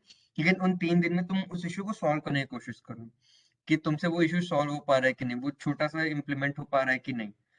और उसपे वही बात गिव अप नहीं करना है तुम्हें। और एक बार तुम्हारा वो पहला इशू सॉल्व हो जाता है, तुम्हारा वो मर्ज हो जाती है पुल रिक्वेस्ट, तो तुम काफी आसानी से तुम एक के बाद एक कंट्रीब्यूशन करना शुरू कर दोगे। जैसे मेरे मेरे साथ भी ये था कि मुझको पहला कंट्रीब्यूशन करने में काफी टाइम लगा था, काफी ज्यादा प्रॉब्लम आई थी, लेकिन एक बार मैं कंट्रीब्यूट कर लिया, एक मेरी एक पहली पेयर जो मर्जी, उसके बाद में कंट्रीब्यूशन काफी आसानी से हो गया। तो इसको देखना होगा तुम्हें, कुछ ऐड करना है इसमें? नहीं सर, ठीक है। ठीक है। हाँ, तो एक ये बात भी है कि तुमको ऐसा नहीं कि तुमको पूरा कोड बेस रन पढ़ना होगा। तुम एक एक लाइन तुम्हारा कोड बेस कर जानो, ऐसा कोई जरूरी नहीं है। तुम बस जिस प्रोजेक्ट के जिस पार्ट पे तुमको काम करना है, तुम वो पार्ट ही अगर अच्छे से जान लो तो उतना मोर देन सफिशिएंट है तुम्हारे लिए गूगल समर ऑफ कोड में। गूगल समर ऑफ कोड और इनफैक्ट तुम इन किसी ओपन सोर्स ऑर्गेनाइजेशन में कंट्रीब्यूट करने के लिए, तो तुम पूरा कोड बेस जरूरी नहीं तुम पढ़ो, तुम छोटा सा पोर्शन भी पढ़ के तुम उसमें कंट्रीब्यूट कर सकते हो। हाँ। हाँ मतलब ज़रूरी नहीं होता, और ऑर्गेनाइजेशन भी तुमसे एक्सपेक्ट नहीं करती है कि तुम्हें हर एक लाइन लाइक प्रोजेक्ट का हर कोड की लाइन, मतलब हर लाइन का कोड, मतलब हर लाइन का कोड जो भी होगा उसका मतलब पता होगा, तो वो गूगल एक्सपेक्ट नहीं, मतलब वो सॉरी ऑर्गेनाइजेशन एक्सपेक्ट नहीं करती है तुमसे, बस तुम्हें वो एक्सपेक्ट करती है कि तुम्हें जितना भी पता है वो मतलब तुम उसमें कंट्रीब्यूट कर सकते हो, मतलब क्वालिटी कंट्रीब्यूशन तुम प्रोवाइड कर सकते हो उतने रीजन में कि नहीं। तो मेन तुम्हारा जो भी प्रोजेक्ट कैरियर होता है वही होता है जीसो के टाइम, क्योंकि काफ़ी बड़े कोड बेस होते हैं, मतलब लाखों हज़ारों लाइन्स में कोड लिखे होते हैं, तो कोई भी एक्सपेक्ट नहीं करता है कि तुम सारा समझ सको, तो जितना भी प्रोजेक्ट का होता है वो मेन होता है, तो उस पर ही कॉन्सेंट्रेट करना चाहिए। हाँ।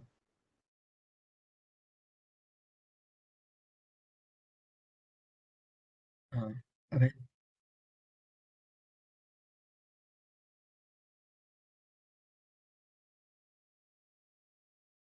अबे आवाज आ रही है? हाँ सर, अब आ रही है। हाँ, इसको करके तू एक कर दे। हाँ तो लाइक ये ऐसा है कि तुम्हें जब भी तुम कम्युनिकेशन चैनल ज्वाइन करोगे तो लाइक देर लाइक बहुत सारे लोग आपस में कम्युनिकेशन कर रहे होंगे, लाइक बात कर रहे होंगे प्रोजेक्ट की ये सब चीज़ें की कि ये सब कैसे इम्प्लीमेंट कर सकते हैं, क्या इंप्रूवमेंट हो सकते हैं, तो ये सब वगैरह वो बात कर रहे होंगे, तो कभी भी मतलब तुम ऐसे मत उनकी कन्वर्सेशन के बीच में चले जाना कि तुम्हें उसके बारे में कुछ पता नहीं है, तुम उसमें घुसे जा रहे हो, मतलब तुम्हें बीच में नहीं घुसना है बिना बात के। अगर तुम्हें उसका प्रॉपर नॉलेज है कि वो किस चीज़ में बात कर रहे हैं या फिर किस इशू को सॉल्व कर रहे हैं और कैसे कर रहे हैं, और तुम्हें पता है कि ये इम्प्रूवमेंट कर सकते हैं, तो तुम उसमें लाइक स्मूथली एंटर कर सकते हो। बट अगर तुम्हें गलती से भी मतलब गलती तो नहीं, मतलब अगर तुम्हें उसके बारे में कुछ भी आइडिया नहीं हो और बस तुम वहाँ पर जाके ऐसे मतलब मैसेज कर दे रहे हो कि मुझे ये सीखना है, ये सब करना है, तो वो काफ़ी मतलब बैड इम्पैक्ट क्रिएट करता है। और मतलब वो कम्युनिटी में ऐसे वर्क भी नहीं करते लोग ज़्यादातर। अगर तुम मतलब दो लोग अगर मतलब दो लोग नहीं, मतलब कम्युनिटी मेंबर अगर किसी पर्टिकुलर टेक्नोलॉजी पर बात कर रहे हैं, अगर तुम्हें उसका कोई आइडिया नहीं है, मे बी तुम सीख के आ सकते हो और लर्न कर सकते हो थोड़ा बहुत उसके बारे में, और फिर तुम्हें कुछ आइडिया आ जाए तो तुम उसमें एंटर कर सकते हो। बट अगर तुम्हें बिल्कुल भी आइडिया नहीं है तो उसमें एंटर नहीं करना। ये लाइक मेरे टाइम पर भी हुआ था। तो मैं जब अपने मेंटर से बात कर रहा था मतलब प्रोजेक्ट के बारे में, तो ईसो के टाइम की बात है, तो कोई मतलब बीच में ही थ्रेड में आ गया और इंट्रोड्यूस करने लगा और उसे प्रोजेक्ट पे कंट्रीब्यूट करना और हेल्प मांगने लगा। तो ये सब मतलब बढ़िया बात ये नहीं सब थी। अवॉइड करना चाहिए, ये सब ऐसा नहीं करना चाहिए। हाँ, तो फिर open source is the ultimate referral, ये director of open source Chris DiBona का कोट है कि ओपन सोर्स ही तुम्हारा अल्टीमेट रेफरल होता है। ओपन सोर्स, तुम्हारे ओपन सोर्स कंट्रीब्यूशन का काफी वेटेज होता है तुम्हारे रिज्यूमे में, तुम्हारे करियर में। मतलब ऐसा होता है कि अगर तुम्हारा एक बार Google summer of code crack हो गया तो तुम्हारे लाइफ लॉन्ग उस सर्टिफिकेट की वैल्यू रहती है। तुम काफी वेट ऐड हो जाता है तुम्हारे रिज्यूमे में गूगल समर ऑफ कोड के सर्टिफिकेट की वजह से। So yes, it is the ultimate referral. And अगर शुरू करना है तुमको एज ए बिगनर, तो तुम कुछ यहाँ पे लिंक्स दी हुई हैं। इन लिंक्स के थ्रू जाके तुम यहाँ पे इश्यूज देंगे, तुम यहाँ पे जाके सॉल्व कर सकते हो एज फॉर बिगनर पर्पस की वजह से। और इसके साथ ही अ, हम लोग गीक हेवन के आस्कस मींस गीक हेवन के कुछ ओपन सोर्स प्रोजेक्ट्स हम लोग स्टार्ट करने वाले हैं। तुम लोग की मेल आ जाएगी, तुम लोग के पास मेल आ जाएगी कुछ दिनों में, 2-3 दिन में। तुम उसके थ्रू भी वहाँ पे जैसे जो ऑर्गेनाइज तुमको आइडिया, अगर तुमको ये आइडिया लेना है कि कैसे ओपन सोर्स में कंट्रीब्यूट किया जाता है, तुम उनके थ्रू आइडिया भी ले सकते हो। उन प्रोजेक्ट्स के थ्रू वहाँ पे तुम लोग को बेसिकली 3 टाइप के वो रहेंगे, प्रोजेक्ट्स रहेंगे, उन सबकी डिटेल्स तुमको मिल जाएंगी। सो उसमें कंट्रीब्यूट जरूर करना अगर तुम्हारे पास उस पर्टिकुलर टेक स्टैक की बेसिक नॉलेज है तो। सो उसकी सारी डिटेल्स आ जाएंगी। और साथ ही ये कुछ लिंक्स है प्रपोजल्स के, जो गूगल समर ऑफ कोड में हम लोग ने जो प्रपोजल सबमिट किए जाते हैं, उन प्रपोजल्स के लिंक है। सो इसको हम लोग शेयर करते हैं, तुम लोग प्रपोजल्स को जाके देख सकते हो। और प्रपोजल्स को देख के आइडिया लेके जब तुम लोग कंट्रीब्यूट करो तो उस प्रपोजल्स कैसे अपना प्रपोजल प्रिपेयर कर सकते हो। So which project I going to contribute to. So इसके बाद अब जाके तुम लोग जाओ और गूगल समर ऑफ कोड के ऑर्गेनाइजेशन जगह जो भी स्टेप्स मैंने बताया उसको फॉलो करके कंट्रीब्यूट करना शुरू करो। ऑर्गेनाइजेशंस की लिस्ट बनाओ और अपने टेक स्टैक के अकॉर्डिंग शुरू करो। सो ये सब, अगर और किसी को कुछ पूछना हो तो we are open for the AMA session. अगर पूछना चाहता है कुछ तो पूछ सकता है। सर अगर हम लोगों से कुछ भी सॉल्व ना हो पाया तो? मीन्स इसमें वही बात की पेशेंस वाली बात है, तुमको पेशेंस काफी रखना होगा। और कुछ भी सॉल्व ऐसा तो है नहीं कि उसका सोल्यूशन है नहीं। तुम गूगल करोगे, गूगल पे हर प्रॉब्लम का सोल्यूशन दिया हुआ है टेक्नोलॉजी वाइज। अगर तुम्हारे पास गूगल है, तुम हर टेक्नोलॉजी का वो सोल्यूशन ढूंढ सकते हो। सो तुम्हारी ये कि तुमको प्रॉपरली खोजना होगा उसका सोल्यूशन। और तुम इसमें बेसिकली मतलब लर्न नहीं कर रहे होगे अपने प्रोग्राम के टाइम, तो कुछ सॉल्व भी नहीं होता है, तो उसके लिए भी तुम ट्राई तो कर ही रहे हो, तुम कुछ चीज़ें तो लर्न कर ही रहे हो, तो वो ज़्यादा मोस्ट इंपॉर्टेंट है कि तुम लर्निंग ले रहे हो, तो वो हाँ, तुम्हारे आगे चल के जरूर काम आएंगी। ठीक है, तो ऐसा फेलियर के बारे में मत सोचो। फेलियर लाइक बेस्ट लर्नर्स होते हैं, तुम बहुत ज़्यादा सीखते हो फेलियर से ही। तो ऐसा मत सोचना कि तुम कंट्रीब्यूट नहीं कर पा रहे हो तो तुम्हें कंटिन्यू नहीं करना चाहिए, पर तुम चीज़ें सीख रहे हो वो ज़्यादा इंपॉर्टेंट है। ठीक है, मतलब कंट्रीब्यूशन करना वो बढ़िया बात है, तुम अपनी चीज़ों लर्न की हुई चीज़ों को इम्प्लीमेंट कर पा रहे हो। बट अगर तुम नहीं भी कर पा रहे हो तो कोई बात नहीं, पर तुम लर्न तो कर रहे हो, वो ज़्यादा इंपॉर्टेंट है। मे बी तुम नेक्स्ट ईयर ज़रा अच्छी तरीके से उस लर्निंग को और इम्प्रूव कर सको और कंट्रीब्यूट कर सको। तो फ्यूचर रेफरेंस की तरफ देख के चलो। ठीक है, ठीक है। सर वो कॉलेज लाइफ में ही सर कंट्रीब्यूट इसमें कर सकते हैं जीसॉक में, या फिर बाद में भी कर सकते हैं? नहीं एज ए अब स्टूडेंट बात गूगल। नहीं नहीं, नहीं, सिर्फ अब कभी भी कर सकते हैं, मतलब 18 ईयर कर दी सर एज। इस साल नहीं से लेकिन वो फिर स्टार्ट भी किया वो है है ना कि ये? ना कि वर्किंग प्रोफेशनल नहीं होने चाहिए। हाँ वर्किंग प्रोफेशनल का कुछ वर्किंग था। प्रोफेशनल तुम बस स्टूडेंट रहने चाहिए, भले ही तुम पीएचडी कर रहे हो, एमटेक कर रहे हो, बट तुम एज ए स्टूडेंट रहने चाहिए, तुम वर्किंग प्रोफेशनल नहीं होने चाहिए। मतलब तुम ट्राई क्योंकि करो, हाँ कितनी बार भी ट्राई कर सकते हो तुम, बस ये है तुम कंप्लीट 2 बार ही कर सकते हो, मतलब सक्सेसफुली कंप्लीट 2 बार ही कर सकते हो। उससे ज़्यादा मतलब तुमने 2 बार जीसो कंप्लीट कर लिया, जैसे कि हमने 1 बार कर लिया, अगर हम 1 और बार कर सकते हैं, ठीक है? अप्लाई हम कितनी बार भी कर सकते हैं, बट मतलब 2 बार के बाद अप्लाई करना ही छोड़ देंगे, क्योंकि हम सेलेक्ट ही नहीं होंगे तो फिर क्यों ही अप्लाई करेंगे? तो अप्लाई तुम कभी भी कितनी बार भी कर सकते हो, तो उससे मत हेजिटेट करना, ठीक है? बस वो सक्सेसफुली कंप्लीट का 2 का लिमिट होता है। सर इसमें मल्टीपल ऑर्गेनाइजेशन को होल्ड करके रखें या फिर एक ही पे स्टिक रहें? हाँ, ये बढ़िया है, मतलब मल्टीपल ऑर्गेनाइजेशन तुम ये कह रहे हो कि तुम काफ़ी सारे मतलब एक ऑर्गेनाइजेशन तुमने ये बना रखी, मतलब इस पे टारगेट कर रखा है कि इस पे कंट्रीब्यूट करूंगा, इस पे कंट्रीब्यूट करूंगा, पर हाँ तुम अभी सर, जैसे हाँ मेरा टेक स्टैक मतलब जो मुझे आता है वो कईयों में मिल गया है मुझे, तो मैं सब में हाँ ट्राई करूं या फिर एक ही में? अभी तो तुम एक्सप्लोर करो, मतलब ट्राई करने का मतलब है कि तुम आगे कंटिन्यू किसको करते हो, एंड तक आते आते तुम्हें शॉर्टलिस्ट करनी पड़ेगी, मतलब दो शॉर्टलिस्ट तीन। करना पड़ेगा, हाँ। हाँ, तुम्हें मतलब कंस्ट्रेंट करना ही पड़ेगा, ये मस्ट है। तो एट मैक्स तुम दो रखो कि दो ऑर्गेनाइजेशन, मतलब जिसमें तुम सबसे ज्यादा प्रॉपरली कंट्रीब्यूट कर पा रहे हो, जिसका प्रोजेक्ट तुमको सबसे अच्छा लग रहा है कि हाँ इस प्रोजेक्ट पे मैं अच्छे से काम कर पा रहा हूँ। बात है कि तुमको कंपटीशन भी मिलेगा क्योंकि बहुत लोग उस पर काम कर रहे हैं, तो ऐसा भी तुम देख सकते हो किस ऑर्गेनाइजेशन में कम कंपटीशन है या फिर किस ऑर्गेनाइजेशन में कंपटीशन है लेकिन नंबर ऑफ सिलेक्शन ज्यादा है। तो जैसे मैंने उस पर बताया थे क्राइटेरियाज बीच में स्लाइड में, उन क्राइटेरियाज को फॉलो करके तुम कर सकते हो, मतलब एट मैक्स, लेकिन दो या तीन, तीन से ज्यादा मत करना, तीन से ज्यादा मत करना, तीन और ऑर्गेनाइजेशन को तुम अभी सिलेक्ट करो। मतलब जब कंट्रीब्यूशन स्टार्ट करोगे तो तुम्हें काफ़ी दिक्कत आएगी, तो मैं कहूँगा कि तुम केवल एक पर ही मतलब जितने जल्दी एक्सप्लोर कर सको कर लेना, और फिर जितने जल्दी हो सके किसी एक पर कंटिन्यू करना, क्योंकि तुम्हारे लिए मुझे लगता है फर्स्ट ईयर में, मैं अपने एक्सपीरियंस से बता रहा हूँ, काफ़ी मुश्किल रहता है 2 ऑर्गेनाइजेशन को एक साथ लेकर चलना। तो तुम बेटर रहेगा कि तुम एक पर ही ट्राई करो, फेलियर की मत सोचो, तुम एक पर ही ट्राई करो, अच्छा कंट्रीब्यूशन करो, तुम्हारे चांसेस ज़्यादा होंगे कि उस पर तुम सेलेक्ट हो जाओगे, ठीक है? सर ये प्रपोजल एक्सेप्ट होना ज़्यादा टफ है या फिर फाइनल एक्सेप्टेंस टफ है? प्रपोजल मतलब प्रपोजल एक्सेप्ट ही तो फाइनल एक्सेप्टेंस हाँ, जब होता है। 90% जीसॉक तुम्हारा तभी कंप्लीट हो जाता है, प्रपोजल एक्सेप्ट होती है। सर उसमें तो काफ़ी चीज़ें रिक्वायर होंगी ना कि आपको क्या आता है क्या नहीं आता, तो उसको कैसे नहीं नहीं एक्सेप्ट नहीं कर तुम लेंगे वो? जब अभी प्रोजेक्ट प्रपोजल देखोगे ना, तो तुम सब समझ जाएगा और वरुण सब बता देंगे। कॉलेज आईडी से, proposal base, sir sorry, sir college ID से रजिस्टर करना है क्या? नहीं नहीं, पर्सनल आईडी से रजिस्टर करो कॉलेज आईडी, क्योंकि तुम्हारी जब तक तुम कॉलेज में हो तभी तक वैलिड है। पर्सनल आईडी से रजिस्टर करोगे तो बेटर रहेगा, पर्सनल आईडी से करो, कॉलेज आईडी से नहीं। सर पास्ट ईयर के रिपीट हो देख के अब जो प्रोजेक्ट आइडियाज होते हैं आइडिया लिस्ट में, वो इस साल भी क्या जो भी अनटेस्ट होते हैं वो रिपीट होगा इस साल? वो डिपेंड करता है ऑर्गेनाइजेशन पे, कुछ ऑर्गेनाइजेशंस रिपीट कर लेती हैं, कुछ ऑर्गेनाइजेशंस नए प्रोजेक्ट पे काम करते हैं, सो ये पूरा डिपेंड करता है ऑर्गेनाइजेशंस पे। मीन्स अगर पहले पास्ट में किसी स्टूडेंट ने उस प्रोजेक्ट पे काम कर लिया होगा, सो अगर वो आइडिया उन्होंने को पूरा इम्प्लीमेंट हो गया होगा तो वो लोग क्यों इसको रिपीट करेंगे? तो ये तो पूरा इंटरव्यू भी होता है ऑर्गेनाइजेशन क्या कोई लास्ट में? ऑर्गेनाइजेशन टू ऑर्गेनाइजेशन डिपेंड करता है ये। मीन्स ऑफिशियली तो ऐसे गूगल में कोई वो नहीं होता है, गूगल की तरफ से तो कोई इंटरव्यू वाला नहीं है। गूगल की तरफ से अगर देखा जाए तो तुमको बस प्रपोजल सबमिट करना है, ऑफिशियली प्रपोजल सबमिट करना है। प्रपोजल सबमिट होने के बाद तुम्हारा वो क्या कहते हैं, ऑर्गेनाइजेशन को सेलेक्ट करना है प्रपोजल के बेसिस पे। बट क्योंकि ओपन सोर्स है तो ऑर्गेनाइजेशन तुम्हारे कॉन्ट्रीब्यूशन को देखती हैं कि तुमने कितना कॉन्ट्रीब्यूट किया है। कई ऑर्गेनाइजेशंस का एक क्राइटेरिया रहता है कि जिन स्टूडेंट्स का कंट्रीब्यूशन ज्यादा है वो लोग उसमें पार्टिसिपेट करते हैं। तो अगर तुम्हारे कंट्रीब्यूशन ठीक ठाक रहेगा, अच्छा कंट्रीब्यूशन रहेगा, तो तुम आसानी से उस पर मतलब तुम्हें एज मिल जाएगा बाकी लोगों से।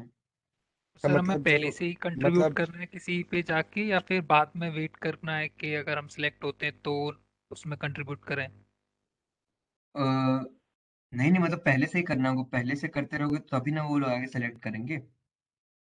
सेलेक्ट तुम यही कह रहे हो ना कि आगे ऑर्गेनाइजेशन में सेलेक्ट होने के बाद, कंट्रीब्यूट करने के बाद। Yes sir. सर वो जो नहीं नहीं जून में जो होगा। नहीं नहीं नहीं नहीं नहीं, वो तो तुम अपने प्रोजेक्ट पे काम ही कर रहे हो, वहां पे तो कोई कंपटीशन ही नहीं, कंपटीशन तो यहीं पे है कि तुम अपने ऑर्गेनाइजेशंस की लिस्ट, जो अगर तुम वहीं पे यहीं पे तो ऑर्गेनाइजेशन को उनके पास प्रपोजल रहेंगे, उन प्रपोजल्स में उनको उससे उन लोग को सेलेक्ट करना होगा। तो वहां पे तुमको यहीं पे कंट्रीब्यूट करना होगा। और ज़्यादातर ओपन सोर्स प्रोग्राम का मेन मोटिव यही होता है कि तुम प्रोग्राम के मतलब एंड होने के बाद भी तुम कितना ऑर्गेनाइजेशन के साथ रहते हो, कितना कंट्रीब्यूट कर सकते हो। तो ये काफ़ी बढ़िया फैक्टर होती है, मतलब ये मतलब बहुत बढ़िया बात होती है ओपन सोर्स प्रोग्राम की कि वो लॉन्ग टर्म के लिए मतलब तुम कंट्रीब्यूट कर सकते हो। तो वो ऐसे स्टूडेंट्स को ढूंढते हैं जो तुम्हारे साथ लॉन्ग टर्म के लिए कंट्रीब्यूट कर सके, जो इंटेंट हो जिनमें कंट्रीब्यूट करने की। मतलब जरूरी नहीं तुम प्रोग्राम का सेलेक्ट नहीं हुए तो, पर तुम अगर तुम्हें प्रोजेक्ट में इंटरेस्ट है तो तुम फिर भी उस पर कंट्रीब्यूट कर सकते हो। तो वो ऐसे स्टूडेंट को काफ़ी प्रेफरेंस देते हैं, ठीक है। तो ये काफ़ी मस्ट होता है कि तुम ऑर्गेनाइजेशन पे कंट्रीब्यूट करो, ये भी ना सोचे कि मैं सिलेक्ट होऊंगा या नहीं, ठीक है। तो और उससे तुम्हारी स्किल्स ही बढ़ेंगी, तुम्हें नॉलेज मिल रही होगी क्योंकि तुम एक किसी पर्टिकुलर प्रोजेक्ट पे काम कर रहे हो, ठीक है। सर स्टाइपेंड जो है वो ऑर्गेनाइजेशन देती है या फिर गूगल देता है? गूगल गूगल सर ये सर मतलब जो प्रोजेक्ट्स है सर वो एग्जैक्टली सर है क्या सर, मतलब कुछ एग्जांपल जैसे वेबडी और एफडी के तो होते हैं, लेकिन कोई स्पेसिफिक लैंग्वेज का कैसे होता स्पेसिफिक लैंग्वेज नहीं, जैसे वेबडी एप्डी किसी का एंड्रॉयड एप्लीकेशन, जैसे मैंने बताया तो मेरा एंड्रॉयड एक एप्लीकेशन था, उस एंड्रॉयड एप्लीकेशन का यूजर इंटरफेस में इम्प्रूव किया था।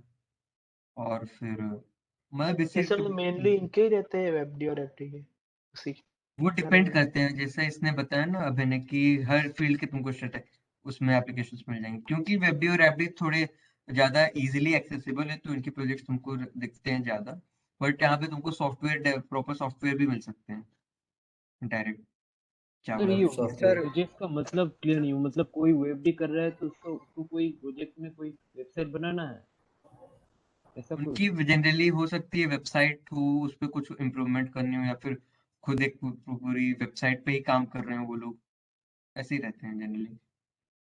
सर क्वेश्चंस कैसा होता है, समझ नहीं आया कि क्वेश्चन मतलब कैसे होते हैं, सॉल्व होते हैं या अनसॉल्व होते हैं या आधे अधूरे होते हैं, पूरा पूरा नया केस होता है? मतलब सॉरी, फिर से रिपीट कर सकते हैं? सर मतलब जैसे कोई अधूरी कंडीशन दे दी कि पर्टिकुलर एप्लीकेशन है, इसका यूआई आपने बताया कि इसका यूआई सही करना है या फिर बैकएंड सही करना है, ऐसा कुछ होता है या फिर कोई नया ही केस आद होता है? नहीं मतलब जो एक्स भी वाई इस जेड टाइप एक का होता है, कंडीशन दे दी है, उसके ऊपर आपको अपना वेबसाइट बनाना है। ऐसे नहीं इस टाइप का नहीं होता कि तुमको वेबसाइट पूरी बनानी है। मैं तुमको एक दिखाता हूँ, जैसे प्रोजेक्ट आइडियाज की जो लिस्ट होती है। और ऐसे मतलब वेबसाइट बनाने के कमी आते हैं, मतलब वो काफ़ी अलग होते हैं थोड़े, देख लेना। जब तुम एक्सप्लोर करोगे, मतलब जब तुम प्रोजेक्ट आइडियाज चेक करोगे ना फर्स्ट ईयर के, तो तुम्हें अपने आप आइडिया लगने लगेगा। तो थोड़ा एक्सप्लोर करना सीखो। मतलब ओपन सोर्स में मेनली यही होता है कि तुम खुद से कितना एक्सप्लोर कर सकते हो, तुम छोटी मोटी चीज़ों के आंसर तुम खुद कितना ढूंढ सकते हो। तुम्हारे मेंटर तुमसे एक्सपेक्ट करते हैं कि तुम इन चीज़ों को पहले उनसे, मतलब जरूरी नहीं तुम्हारी छोटी बात पर उनके पास प्रॉब्लम लेके पहुंचाओ, तुम खुद से कितना ट्राई करते हो, तुम सेल्फ लर्निंग तुम्हारी कितनी है, तुम हाउ टू गूगल, तुम्हारे पास गूगल करने की स्किल्स हैं कि नहीं। तो वो बहुत इंपॉर्टेंट होता है ओपन सोर्स प्रोग्राम में। मतलब किसी भी ओपन सोर्स प्रोग्राम में अगर तुम कंट्रीब्यूट करते हो तो पहले तुम गूगल करना सीखो। मतलब अगर तुम किसी भी प्रॉब्लम में फंसे हो तो तुम पहले उसे खुद सोल्यूशन उसका ढूंढने की कोशिश करो। उसके बाद अगर नहीं मिलता तो तुम अपने मेंटर्स और फिर उसमें ऑर्गेनाइजेशन मेंबर के पास जा सकते हो। पर पहले तुम्हें खुद से ट्राई कर जरूर करना चाहिए। मतलब अगर तुम्हें बिल्कुल भी कुछ आइडिया नहीं हो, बस तुम पूछे जा रहे हो, तो उसका कोई सेंस नहीं बनना, ठीक है। तुम खुद से ट्राई करोगे तो तुम्हारे मेंटर वगैरह भी हेल्प करेंगे तुम्हारी। और तुम अगर पूरा ही उन पर डिपेंड करोगे तो ऐसे मतलब वर्क नहीं करेगा, कम्युनिटी में ऐसे नहीं चलता वर्क।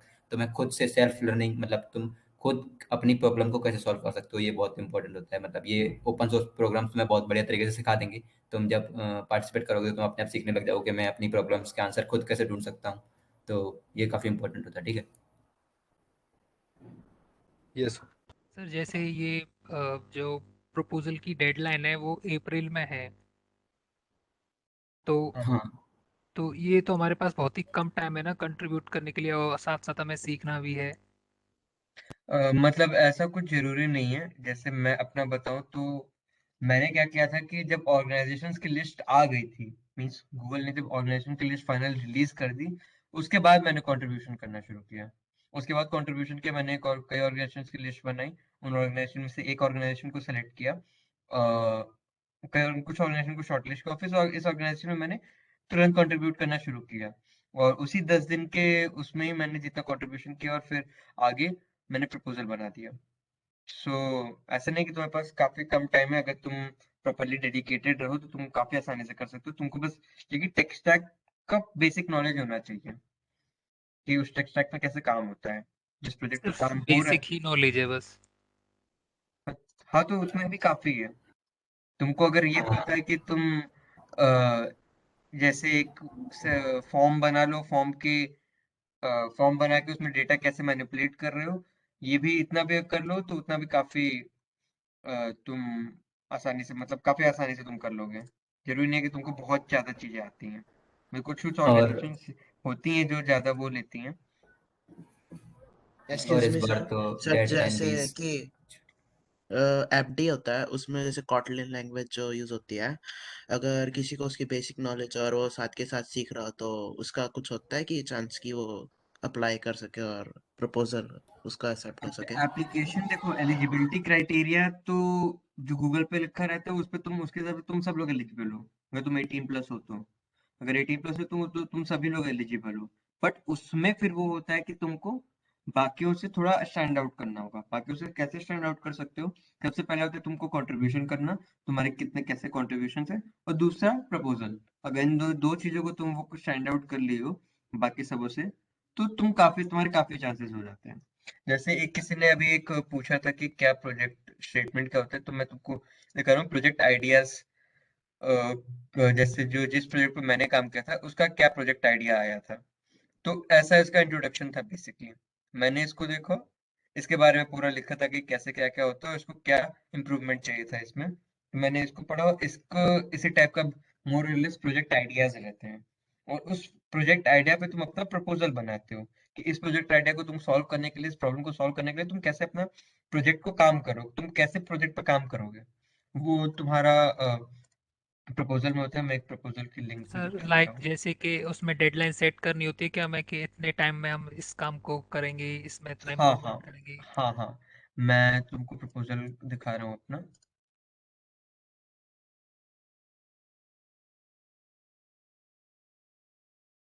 जैसे इस प्रोजेक्ट प्रपोजल में मैंने पूरा इम्प्लीमेंटेशन की डिटेल्स दिए थी कि कैसे मैं इस पे काम करूंगा, क्या क्या चीजें अपडेट करूंगा, क्या क्या प्लान रहेगा। पूरा मैंने डिटेल्ड में इसमें इम्प्लीमेंटेशन का वो बताना होता है कि कैसे क्या काम करेंगे। और इसमें प्लस साथ में तुमको टाइमलाइन बतानी होती है कि तुम इस टाइमलाइन में क्या क्या काम करोगे, इसमें क्या काम करोगे, क्या क्या चीजें करोगे, मतलब प्रॉपर डिटेल में। क्योंकि ऑर्गेनाइजेशन के पास भी रहे कि देखें तो वो भी पता, उनको भी आइडिया लगे तुम, हाँ तुम प्रॉपरली इंटरेस्टेड हो प्रोजेक्ट में काम करने के, तुम्हारे पास प्रॉपर प्लान प्रिपेयर्ड है कि तुम कैसे इस पे काम करोगे। तो बेसिकली प्रपोजल में ये चीजें रहती हैं।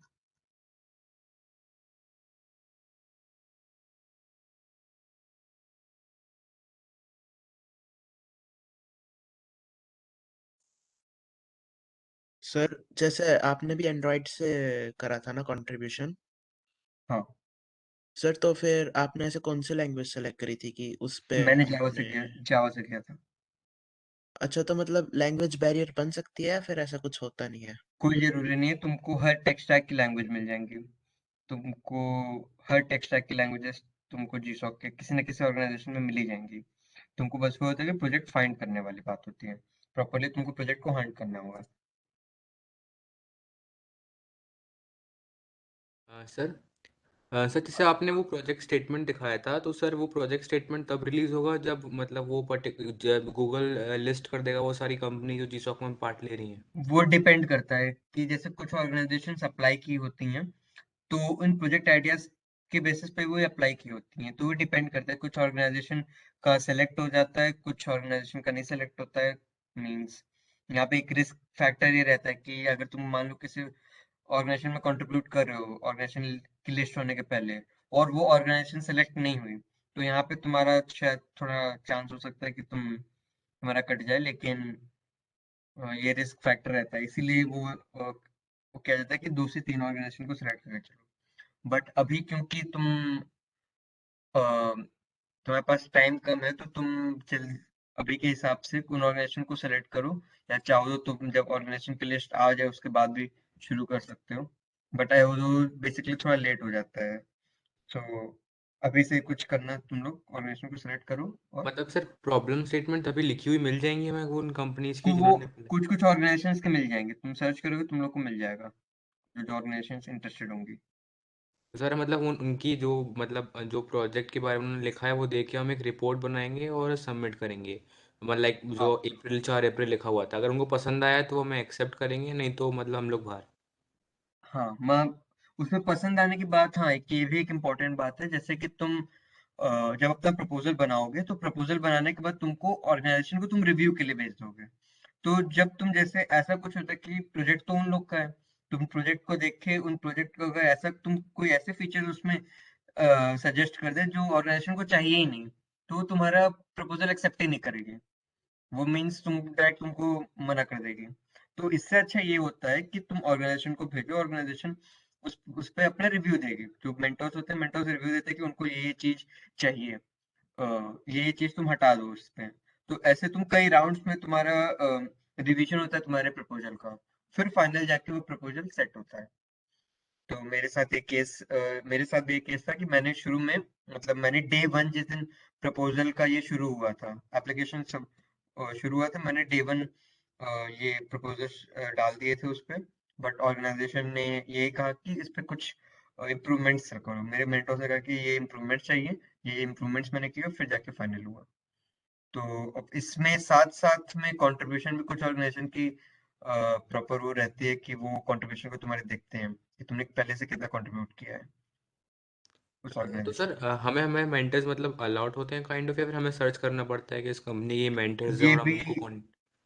जनरली तुम उनके आईआरसी चैनल्स पे जाओगे तो वहां पे तुमको पता चल जाएगा। मेजरली मोस्टली कंपनीज ऑर्गेनाइजेशंस का कंट्रीब्यूशन गाइडलाइंस डॉक्यूमेंटेड होती हैं। तुमको बस गूगल करना है, बेसिकली फाइंड करना है। यहाँ पे बहुत रिसर्च वर्क लगता है, तुमको खुद से काफी रिसर्च करनी होगी। बट एक बार रिसर्च तुम कर लोगे तो काफी आसानी रहेगी इस पे। ये डिपेंड करता है बेसिकली ऑर्गेनाइजेशन टू ऑर्गेनाइजेशन। तो जीसॉक ऑर्गेनाइजेशन को भी पैसे देता है पार्टिसिपेट करने के लिए? शायद मेंटोर्स को भी कुछ पैसा स्टाइपेंड मिलता है, बट उससे तुम्हारा क्या मतलब। तो सर सर आपने मतलब हम अपनी सर आपने कहा था कि फाइनल हाँ हाँ रिपोर्ट सबमिट करने से पहले एक बार मतलब मेंटोर्स को भेज दें, मतलब लाइक रिव्यू कराने के लिए, और तब हाँ फाइनल सबमिट करें। हाँ, फाइनल सबमिट तो तुम वो लास्ट उसमें भी होता है। मीन जब जब शुरू हो जाता है तुम्हारे पास ऑप्शन आता है, तुम ड्राफ्ट प्रपोजल डालो और उसके बाद उसमें होता है फाइनल सबमिट का। तो जनरली फाइनल सबमिट नहीं करते हैं लोग, ड्राफ्ट ही डालते हैं। और जब एक बार वो फाइनल हो जाता है कि हाँ तुम्हारा प्रपोजल फाइनल हो गया है, ऑर्गेनाइजेशन थम्स अप दे देती है, तो उसके बाद तुम उसको फाइनल सबमिट करो। लेकिन उसके पहले जनरली ड्राफ्ट डालते हैं लोग, और ड्राफ्ट डाल के रिव्यू करवाते हैं अपने मेंटोर से। ओके। सर मैं पूछना चाहता हूँ, जैसे हमारे प्रपोजल्स एक्सेप्ट हो गए और उसके बाद लेट्स से हमने कंट्रीब्यूट नहीं करा, या फिर लेट्स से पर्सन कंट्रीब्यूट नहीं करता है, तो फिर क्योंकि उसके बाद 2 चांसेस होते हैं ना जी सॉक में वो करने के लिए, तो क्या उसका एक चांस एग्जॉस्ट हो गया? दो चांस नहीं होते तुम्हारा, मींस कह सकते हो मिड सम एग्जाम टाइप होता है, मिड टर्म इवैल्यूएशंस होते हैं। अगर तुमने मिड टर्म इवैल्यूएशंस पास कर ली तो तुमको उतने टाइम का स्टाइपेंड मिल जाएगा। अगर नहीं किया, अगर तुम काम नहीं कर पाते हो उस हाँ पे हाँ। उतने उस टाइम में, तुमको नहीं एक्सेप्ट होगा वो कोई ऑर्गेनाइजेशंस, जैसा अभय ने बताया था 95% केसेस में तो पास हो जाते हैं। बट अगर बाई चांस हो गया तुम 5% उसमें आ गए कि तुम उस बीच में काम नहीं कर पाए, तुम हम्म। नहीं सेलेक्ट हो पाते हो। ओके। सर जो हम डेडलाइंस देंगे, जो अपने हिसाब से टाइमलाइन देंगे, उसमें अगर हम थोड़ा आगे पीछे हो जाते हैं तो? वो मीन्स वो तो तुम्हारे ऑर्गेनाइजेशन पे डिपेंड करता है, क्योंकि एट द एंड तुम्हारे ऑर्गेनाइजेशन मेंटोर्स ही उसको हैंडल करते हैं। तो ये सब तो वैसे काफी बात की चीजें हैं। तुम्हारा मेन अभी फोकस होना चाहिए कि कंट्रीब्यूशन करने पे, कंट्रीब्यूट पहले करो।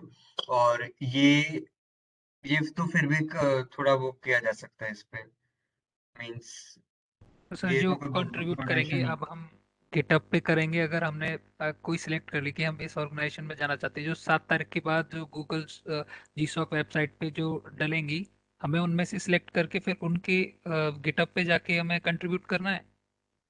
हाँ, उनके और भी चैनल्स वगैरह होंगे, उनका कुछ फोरम वगैरह होगा, कम्युनिटी फोरम्स वगैरह होंगे। तो उसको बेसिकली तुमको फाइंड करना होगा, फाइंड रिसर्च तुमको काफी करनी होगी खुद से।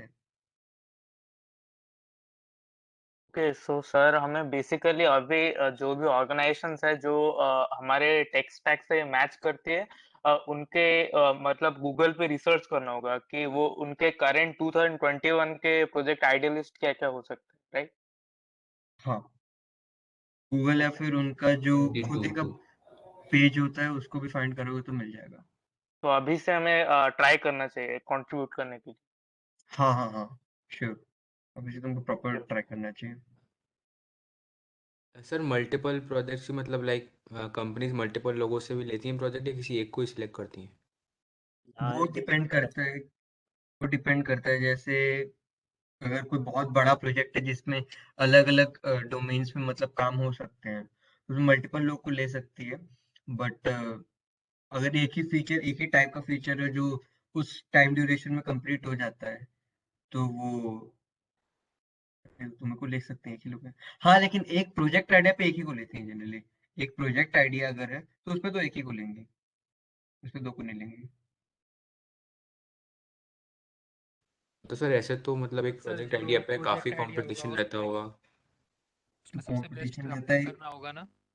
हाँ, तो कंपटीशन रहेगा तो इसलिए तो प्रेस्टिजियस है। कंपटीशन रहता है, नंबर ऑफ सिलेक्शंस कम रहते हैं। तो मतलब सर वर्ल्ड बैंक के वाले मल्टीपल प्रोजेक्ट्स पे फोकस करें मतलब लाइक एक प्रोजेक्ट हमने किया और लाइक नहीं हुआ सिलेक्ट हो तो फिर तो लाइक बाहर हो गए। हाँ, तो बाहर क्या होगा मतलब ऐसा नहीं सोचना चाहिए बाहर हो गए, तुमको सीखने को काफी चीजें मिलती हैं। तुमको कंट्रीब्यूट तुम ओपन सोर्स तुम्हारी इनफैक्ट तुम अगर तुम ओपन सोर्स में कंट्रीब्यूट किए तुम अपने ओपन सोर्स कंट्रीब्यूशंस को रिज्यूमे में डाल भी सकते हो, उसका भी काफी वेट रहता है। तुम्हारे रिज्यूमे में ओपन सोर्स कंट्रीब्यूशन दिखे हैं। हाँ, अबे तो कुछ कह रहा था। मतलब तुम ट्राई करो, रिजल्ट की मत सोचो कि तुम नहीं होते हो, तुम्हारे फ्यूचर में काफ़ी काम आएगी। तुम नॉलेज गेन कर रहे हो, तुम एक्सपीरियंस गेन कर रहे हो, तुम्हें पता है कि जीसॉक में कैसे अगर तुम इस साल कंट्रीब्यूट करते हो काफ़ी आगे तक जाते हो, मे बी लास्ट पॉइंट पर रह भी जाते हो, तुम्हारे पास जितना एक्सपीरियंस होगा ना इस साल से मिलेगा वो तुम्हें अगले साल जरूर बेनिफिट करेगा। तुम next year to next year तुम्हारा वो एक्सपीरियंस तुम्हारा कभी लॉस्ट नहीं होगा, वो तुम्हें हमेशा बढ़ता ही रहेगा और तुम्हें काफ़ी नॉलेज भी मिलेगी।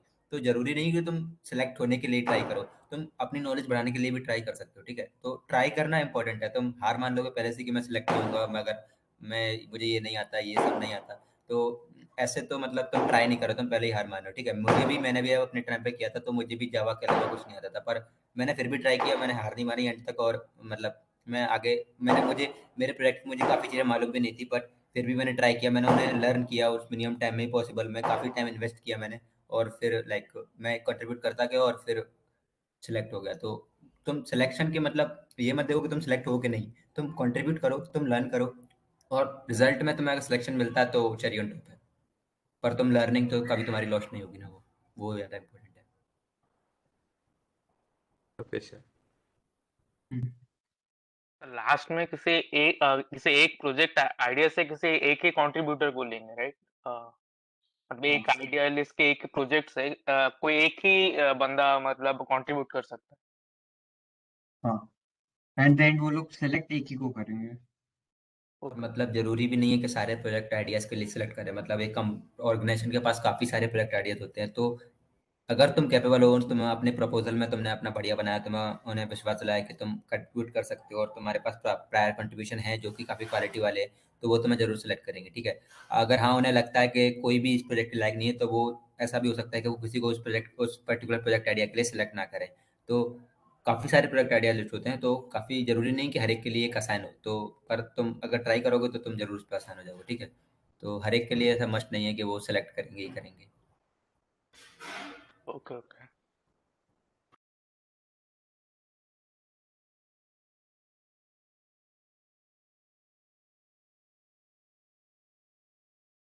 और किसी को कोई डाउट हो तो अनम्यूट सर होके हमने बोल जैसे सकते हैं। प्रपोजल्स में तो चीजें डाल दी, वो सारी जो जो हम करना चाहते हैं करेंगे, लेकिन एक बार एक्सेप्ट होने के बाद अगर हमसे चीजें नहीं हुई तो? बट मतलब वो डिपेंड करता है तुम्हारे और तुम्हारे ऑर्गेनाइजेशन पे। कुछ ऑर्गेनाइजेशंस ऐसा हो सकता है कि तुम मतलब वही ऑर्गेनाइजेशंस यही से वो कहती है कि तुम उतना ही काम करो, उतना ही चीजें अपने प्रपोजल पे डालो जितना तुम काम कर सकते हो, ज्यादा नहीं डालने चाहिए। इन केस अगर किसी रीजन की वजह से तुम काम नहीं कर पाते हो तो ये मीन्स रहता है कि तुमको वैसे को हो सकता है कि तुमको पास ना करें वो लोग, तो काम करना पड़ेगा आगे। तो तुम मतलब इसीलिए तो इसमें पार्टी कंट्रीब्यूट कर रहे हो। और तुम मतलब सक्सेस रेट को भी देख सकते हो, मतलब हर साल 1300 बंदे सिलेक्ट होते हैं, 1300-1200, और मतलब 1250 मोस्टली क्लियर कर देते हैं। तो काफ़ी हाई सक्सेस रेट है। मतलब जब तुमने प्रोजेक्ट पे काम किया है, तुम उस पर कंट्रीब्यूट कर रहे हो, तो तुम्हें उसमें इंटरेस्ट अपने आप आने लगेगा, ठीक है। तुम्हें उस पर मतलब काम करने में मजा आने लगेगा, ठीक है। तो तुम उस पर और कंट्रीब्यूट करते जाओगे, तो हाई चांसेस है कि वो तुम कंप्लीट कर दोगे, ठीक है। तो उसकी टेंशन मत लो कि तुम्हें आगे चल के ये नहीं आता, तुम मे बी इम्प्लीमेंट ना कर पाओ, तो उसकी टेंशन मत लो। वो तुम अपने आप सीख के वो ऑटोमेटिकली होता जाता है, ठीक है। तो जरूरी नहीं तुम्हें सारी चीज़ें जो तुम प्रपोजल में लिख रहे हो मे बी आती हैं पहले से ही, पर तुम्हें उन्हें बताना पड़ेगा कि हाँ मैं ये कर सकता हूँ, ठीक है। तो मैं उन्हें अपने कंट्रीब्यूशन से प्रूव करना पड़ेगा कि मैं अगर इस चीज़ को कर सकता हूँ तो इस चीज़ को भी कर सकता हूँ, ठीक है। तो उन्हें ये सब चीज़ें पूरा पाथ मतलब प्रपोजल में काफ़ी बढ़िया से लिखना पड़ता है, ठीक है। तो वो तुम देख लेना, अपना प्रपोजल टेम्पलेट काफ़ी सारी दे दी है हमने, ठीक है। तो उसमें से तुम देख सकते हो, ठीक है। तो मतलब मतलब कन्विंस करना होता है क्या? कन्विंस भी नहीं, मतलब तुम कन्विंस तो अलग ही चीज होगा, वो रिक्वेस्ट करना होगा एक तरीके से, बट तुम अपनी स्किल्स के थ्रू मतलब उन्हें प्रूफ कर रहे हो। तुम्हारे पास मान लो किसी को तुमने कोई मेजर बग सॉल्व किया है, तुम्हें प्रोजेक्ट पता है, मतलब अगर कोई मेजर बग तुमने कोई प्रोजेक्ट में सॉल्व किया है, तो तुम उसे कब सॉल्व कर पाओगे? जब तुम्हें उस प्रोजेक्ट की नॉलेज होगी, ठीक है। वो प्रोजेक्ट कैसे वर्क कर रहा है, ठीक है। तुम्हें उसका मतलब इन एंड आउट पता होगा, ये सब चीजें कैसे कैसे वर्क करनी, तभी तुम उसमें मतलब ज्यादातर बग कोई मेजर बग हो उसको सॉल्व कर पाओगे। तो वो तुम्हारा इम्पैक्ट छोड़ेगा। मतलब अगर तुम्हारे प्रपोजल में तुम्हारा कोई और हाई लेवल जो भी उससे रिलेटेड बग नहीं है, पर वो चीज उसको जो भी मेंटर्स होंगे वो चीज ये जरूर देखेंगे कि तुमने ये लाइक मेजर बग सॉल्व किया था, तो तुम्हारे पास मे बी कैपेबिलिटी हो सकती है कि जो तुम जो कह रहे हो वो तुम इम्प्लीमेंट कर सकते हो, ठीक है। तो ये भी हो सकता है, अगर तुम्हें कोई चीज नहीं आ रही है कैसे इम्प्लीमेंट करनी है, तो तुम इस चीज को भी मतलब रेफरेंस ले सकते हो अपने प्रपोजल में। मतलब प्रूफ करना है हमें कि we are capable proof of. अब ये चीज कंपटीशन भी तो होता है, मतलब तुम केवल प्रूफ कर रहे हो और बाकी लोग करके दिखा रहे हैं, तो वो करके दिखा रहे हैं तो उनको ले लेंगे ना, ये भी चीज होती है, ठीक है। तो प्रूफ नहीं मस्ट, मतलब मैं प्रूफ नहीं कहना चाह रहा था, मतलब मैं तुमसे कहना चाह रहा था कि तुम अब क्वालिटी कंट्रीब्यूशन पर ध्यान दोगे तो मैं ये कहना चाह रहा हूँ, तुम अगर एक मीडियम लेवल प्रॉब्लम सॉल्व करते हो, तो वो सोचते हैं कि तुम एडवांस लेवल प्रॉब्लम सॉल्व कर सकते हो, क्योंकि तुम्हें प्रोजेक्ट का नॉलेज है, ठीक है। काफी बंदे ऐसे होते हैं जिन्हें प्रोजेक्ट के बारे में पता नहीं होता, वो प्रोजेक्ट पे कंट्रीब्यूशन स्टार्ट नहीं कर पाते, तो तुम उनसे पहले ही आगे निकल चुके हो, ठीक है। तो 50% कंपटीशन वहीं एलिमिनेट हो जाता है कि तुमने कंट्रीब्यूशन स्टार्ट कर दिया है, ठीक है। क्योंकि काफी बंदे पहले ही रह जाते हैं, ठीक है। तो हार नहीं माननी होती है, एंड तक ट्राई करना होता है। तुम कंट्रीब्यूशन स्टार्ट करो, क्वालिटी कंट्रीब्यूशन करो, और तुम एंड में जरूर वर्क करो उसका, ठीक है। सर जैसे कि अब 7 मार्च को ये ऑर्गेनाइजेशन लिस्ट होंगी, अगर मैं आज से ही उनको कांटेक्ट करता हूँ तो अगर वो नहीं आई तो? हाँ तो इसीलिए तो 3 ऑर्गेनाइजेशन का वो बात कर रहे थे हम लोग कि एक से के साथ मींस जो मैंने बोला था P1 P2 P3 2-3 ऑर्गेनाइजेशन को देख के रखो। मींस एक ऑर्गेनाइजेशन को तुम अपने इमरजेंसी के लिए रखो ही रखो कि इन केस अगर ये नहीं आती है तो दूसरा ऑर्गेनाइजेशन रहे, तुम्हारा कटे ना। सर मेंटरिंग के लिए यूजुअली तो जैसे जो ऑर्गेनाइजेशन पिछले साल आई थी तो वो आएगी मोस्ट प्रोबब्ली मोस्टली इस साल भी। चांसेस रहते हैं कि आ जाए, बट तुमको यू नेवर नो, क्योंकि एक ऑर्गेनाइजेशन मीफॉस करके ऑर्गेनाइजेशन है, वो हर साल सेलेक्ट हुई थी लेकिन पिछले साल सेलेक्ट नहीं हुई, तो तुम ओके। कह नहीं सकते हो कि ऑर्गेनाइजेशन सेलेक्ट होगी होगी। डिपेंड करता है वो गूगल पे कि वो ऑर्गेनाइजेशन को सेलेक्ट करता है कि नहीं करता है। उनके 4-5 साल के पास्ट मतलब देख सकते हो, अगर वो कंटिन्यूसली 4-5 साल से आ रही है तो वेरी हाई चांसेस है कि वो इस साल भी आएगी। तो ये भी क्राइटेरिया होता है, maybe new organization continue ना कर पाए, कोई नई ऑर्गेनाइजेशन आई है इस साल, वो गारंटी नहीं है अगले साल भी आए, आती है तो बढ़िया बात है। बट कुछ ऑर्गेनाइजेशन होती हैं जो कंटिन्यू लेगेसी बनाए रखी हैं, लाइक अपाचे है, ये लाइक आ ही रही है कंटिन्यूसली। तो कुछ ऑर्गेनाइजेशन है, तो तुम पास्ट ईयर में चेक करोगे ना कि ऑर्गेनाइजेशन की लिस्ट कौन कौन आती है, तो तुम उसमें देखना कि कंसिस्टेंसी किसके पास है, कौन ज़्यादातर रहती है, ठीक है। तो उससे तुम पता लगाओगे कि इस साल इसके आने के चांसेस हाई है। प्रोबेबिलिटी लगते ही इसमें, मतलब प्रोबेबिलिटी यूज़ करते हैं हम लोग। कोई गारंटी नहीं कि वो आएगी ही आएगी, बट हाई चांसेस है कि वो आएगी, ठीक है। तो इस बेसिस पे कंट्रीब्यूशन स्टार्ट करते हैं। सर ऑर्गेनाइजेशन कंट्रीब्यूशन सिर्फ मल्टीपल गिटहब प्रोजेक्ट्स लिस्ट पे ही करती है करना या होता है फिर या फिर कोई और भी प्लेटफॉर्म्स होते हैं? प्लेटफॉर्म वाला पहले लेते हैं, ठीक है। तो गिटहब पर ही होते हैं, 80 to 85% में भी कह सकते हैं कि गिटहब पर ही होते हैं। और कुछ के ऑर्गेनाइजेशन के कुछ अलग प्लेटफॉर्म होते हैं, लाइक कुछ का जिटलैब होता है, कुछ का खुद का कम्युनिटी का होता है, पर वो काफ़ी सिमिलर होते हैं गिट एंड गिटहब के। तुम उसकी टेंशन मत लो, वो तुम्हें अपने आप सीख जाओगे, अगर तुम लाइक वो तुम अपना ऑटोमेटिक सीख जाओगे, क्योंकि गिट अगर तुम्हें गिटहब आता है तो सारी चीज़ें उसी पर बेस्ड है, मतलब कंसेप्ट वही रहेगा, बस तुम्हारा प्लेटफॉर्म बदल जाएगा, ठीक है। कमिट, पुश, पुल, ऐड हर जगह मिलेगा, ठीक है। तो मैं किसी भी प्लेटफॉर्म पर जाऊँगा, ठीक है। तो वो चीज़ तुम्हें हर जगह मिलेगी, तो उसकी टेंशन मत लेना कि तुम्हारा प्लेटफॉर्म चेंज हो जाएगा तो वो कुछ बदल जाएगा, ठीक है। हाँ, और दूसरा क्वेश्चन क्या था?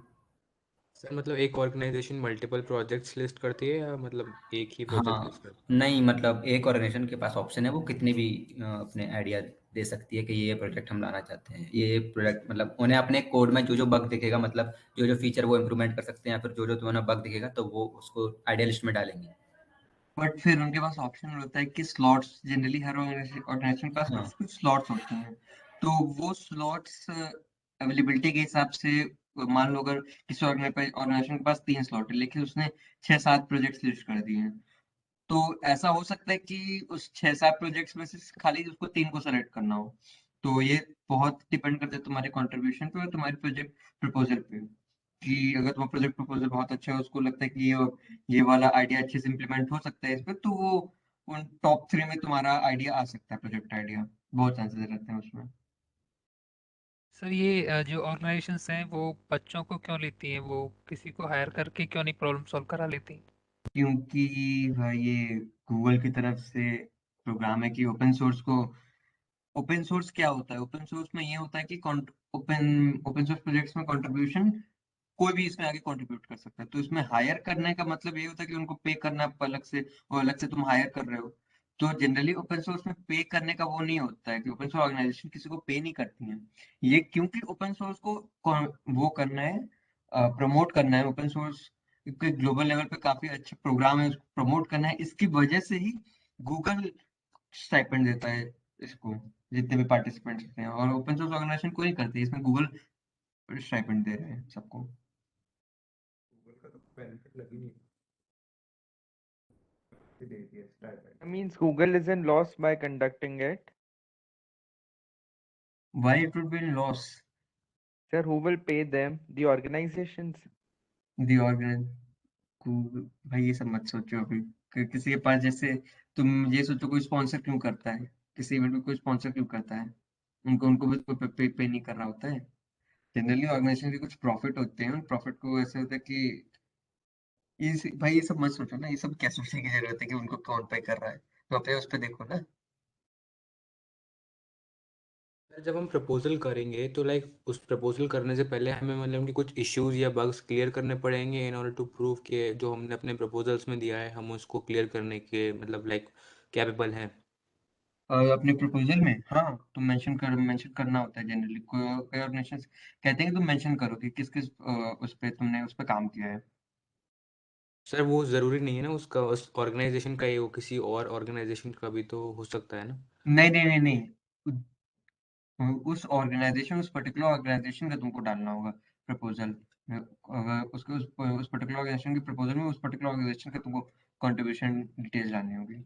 उसको क्या मतलब कि तुम दूसरे ऑर्गेनाइजेशन में क्या कर रहे हो, नहीं सर वो लाइक क्योंकि हमने देखिए, प्रूव किया कि हमें आती हैं चीज़ें और हम जो जो हमने क्लेम किया है अपने प्रपोजल में हम उसको इम्प्लीमेंट कर सकते हैं आपके मतलब प्रोजेक्ट में भी। बट लेकिन फिर वो देखेंगे, तुमने उनके प्रोजेक्ट को तुम नहीं देखे हो ना, उनके प्रोजेक्ट पे अगर तुम कंट्रीब्यूट किए रहोगे वो तब ज्यादा बेटर रहेगा। कभी हम जैसे मेरी जो ऑर्गेनाइजेशन थी वो कहते कि तुमने किस किस प्रोजेक्ट पे काम किया उसका पीआर लिंक डालो उस पर्टिकुलर ऑर्गेनाइजेशन के। तो सर ये वेरियस ऑर्गेनाइजेशंस के जो इश्यूज होते हैं ये ऑल ईयर ओपन रहते हैं लाइक कभी भी कर सकते हैं हम ऐसा कुछ। हाँ हाँ, ये तो जनरली ओपन रहते हैं बेसिकली इस टाइम पे, क्योंकि ज्यादा लोग गूगल समर ऑफ कोड में पार्टिसिपेट करना चाहते हैं, तो इस टाइम पे फ्रीक्वेंसी थोड़ी बढ़ जाती है, बट इन जनरल ओपन होते हैं हर साल, हमेशा ओपन रहते हैं। सर वो इश्यूज या जो बग्स होंगे वो मतलब लाइक प्रोजेक्ट से रिलेटेड नहीं होंगे ना, वो तो अलग होंगे और प्रोजेक्ट अलग है। नहीं नहीं, क्यों, प्रोजेक्ट से रिलेटेड भी हो सकते हैं। हाँ मतलब लाइक मतलब उससे हो भी सकते हैं नहीं भी, प्रोजेक्ट के लिए नहीं तो भी हो हमें सकते हैं, मतलब हाँ। बाद में काम करना है जब हमारा मतलब सिलेक्ट कर लेंगे वो लोग, उससे पहले हमें दूसरी चीज़ों पे काम करना है लेकिन उसी ऑर्गेनाइजेशन की। हाँ हाँ, जनरली ऐसा ही रहता है। हम्म। और रोशन मतलब वेबडी और एफडी मस्ट नहीं है, तुम पाइथन के भी काफ़ी सारे प्रोजेक्ट मिलेंगे, सी प्लस प्लस के भी काफ़ी सारे मिलेंगे, तुम बस एक्सप्लोर करो तुम्हें मिलते ही जाएंगे, ठीक है। तो ज़रूरी नहीं है केवल वेबडी एफडी यही सब होगा, मैंने बताया ना कि जो भी तुम्हें आता है, जो भी तुम्हें इंटरेस्टेड हो, वो सब तुम्हें जीसॉक में मिलेगा, उसका जरूर कोई ना कोई प्रोजेक्ट जरूर मिलेगा तुम्हें जीसॉक में, बस तुम ट्राई करो, एक्सप्लोर करो, ठीक है। जावा भी मिलता है ना इसे? हाँ, जावा भी रहता अगर है, जावा भी रहता है। सर एक प्रोजेक्ट में मल्टीपल टेक्नोलॉजीज भी यूज हो सकती हैं? हाँ हो सकते हैं, बट वो जनरली अगर तुमको एक टेक्नोलॉजी आती है तुम बाकी टेक्नोलॉजीज को भी सीख सकते हो उसमें, तो ये उतना कोई इशू नहीं रहता है। मेरे पास करीब करीब 2 महीने का टाइम रहता है इसके पहले। कंट्रीब्यूशन मींस जब तुम्हारा कम्युनिटी बॉन्डिंग पीरियड रहता है उसमें भी करीब 22 दिन का टाइम रहता है, तो इतना तुम्हारे पास काफी रहता है किसी पर्टिकुलर टेक्नोलॉजी को सीखने के लिए। अगर तुम्हें पहले से कुछ दूसरी टेक्नोलॉजीज आती हैं तो इतना टाइम काफी सफिशिएंट है। मतलब सर अगर कोई प्रोजेक्ट में मतलब दो टेक्नोलॉजीज हैं और हमें एक ही आती है तो मैं दूसरी भी सीखनी पड़ेगी उसमें कंट्रीब्यूट करने के लिए? हाँ नहीं नहीं, कंट्रीब्यूट करने के टाइम पे हो सकता है जरूरत पड़े, बट वो टेक्नोलॉजी सीखने में उतना जैसे वो नहीं रहता है, क्योंकि मोस्टली टेक्नोलॉजीज का डॉक्यूमेंटेशन काफी इजीली अवेलेबल है, तो अगर तुमको बेसिक्स भी आते हैं तुम उसको सीख के आगे काफी अच्छे से कंट्रीब्यूट कर सकते हो।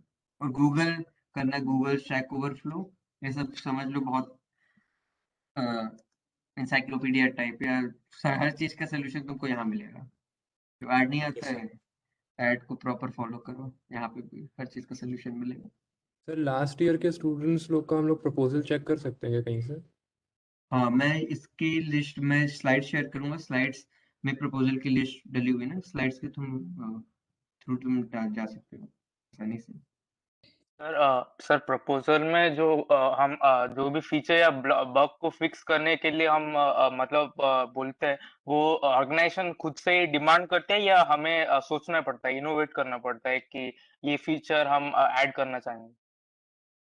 ये डिपेंड करता है, जैसे बेसिकली कुछ वो रहते हैं कुछ ऑर्गेनाइजेशन, मतलब जैसे कि कुछ ऑर्गेनाइजेशन ये कहते हैं कि तुम खुद से वो करो, प्रपोजल का वो करो, बट कुछ ऑर्गेनाइजेशन के चाहते हैं क्योंकि प्रोजेक्ट आइडियाज पे ही रहे वो ओके। फिक्स रहे।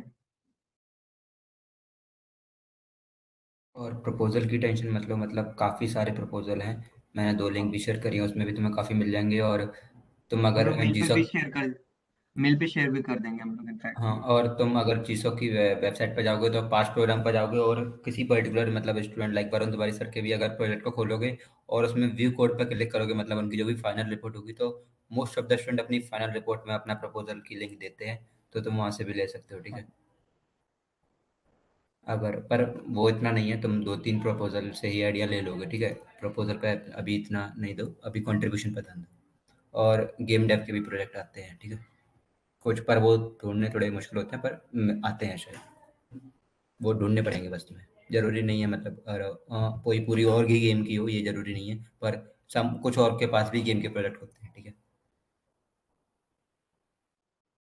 सर हम मतलब एक 7 मार्च से पहले तो कुछ पर्टिकुलर ऑर्गेनाइजेशंस को टारगेट करके उनके बग्स या इश्यूज पे काम करें, फिर 7 मार्च के बाद जब लाइक उनका प्रॉब्लम स्टेटमेंट या काइंड ऑफ प्रोजेक्ट रिलीज हो जाएगा तो हम मतलब उस प्रोजेक्ट की मतलब रिपोर्ट बनाने के लिए ट्राई करेंगे और डिस्कस करेंगे। हाँ यही। अभी तो तुम मेन फोकस तुम अपनी लर्निंग पे भी कर सकते हो, तो क्योंकि तुम अभी फर्स्ट ईयर में हो, तो मे बी थोड़ा मीडियम लेवल तक तुम अपनी लर्निंग को ले जा सकते हो कंट्रीब्यूशन स्टार्ट करने से पहले।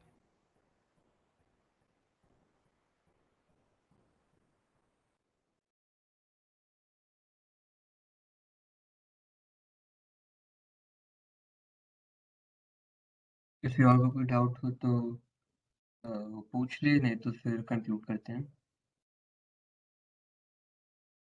एक और स्लाइड्स की मतलब इस वर्कशॉप की रिकॉर्डिंग और सारी स्लाइड्स अलॉन्ग में जितने भी रिसोर्सेज हैं वो हम लोग मेल कर देंगे तुम्हें, maybe by today night या फिर कल सुबह तक कर देंगे इसको मेल।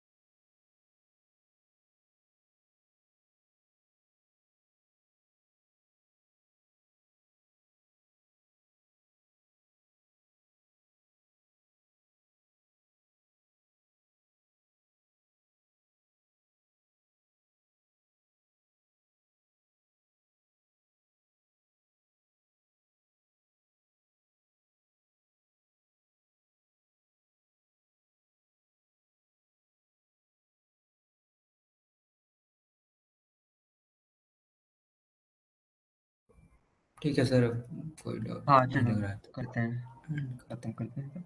ठीक है, थैंक यू चलो गाइस फॉर ठीक है, अटेंडिंग। चलो। हाँ, और भी कुछ किसी को डाउट हो तो वो फॉस के डिस्कॉर्ड चैनल सर्वर। पे, फॉस के डिस्कॉर्ड सर्वर पे हम लोग को टैग कर सकता है। कोई भी हम लोग में फ्री रहेगा तो हम लोग आके जरूर वो करेंगे। तो चलो ठीक है, thank you guys. Okay bye guys. जल्दी से कंट्रीब्यूट करो सब लोग। कोई फीमेल सीनियर जिन्होंने जीसॉक क्लियर किया हो? हाँ काफ़ी जनरली है। फीमेल्स, हाँ कई तो है वैसे। जैसे फीमेल्स का वो आउटरीची का काफी वो बेटर है ना, तो तुम आउटरीची के बारे में सर्च करो। हम लोग देखते हैं आउटरीच का भी कोई सेशन अगर करवा पाते हैं तो करवा देंगे। But generally non male candidates के लिए आउटरीच ही काफी बढ़िया है, मतलब काफी बढ़िया प्लेटफॉर्म होता है।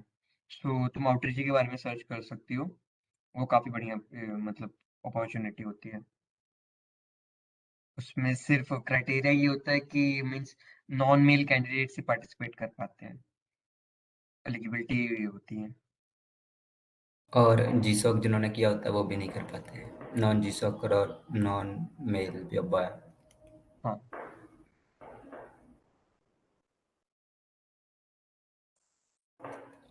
उसका भी सिमिलर ही होता है जीसॉक। हाँ ठीक है सर। हाँ ठीक है, फिर चलो करते हैं कंटिन्यू। बाय।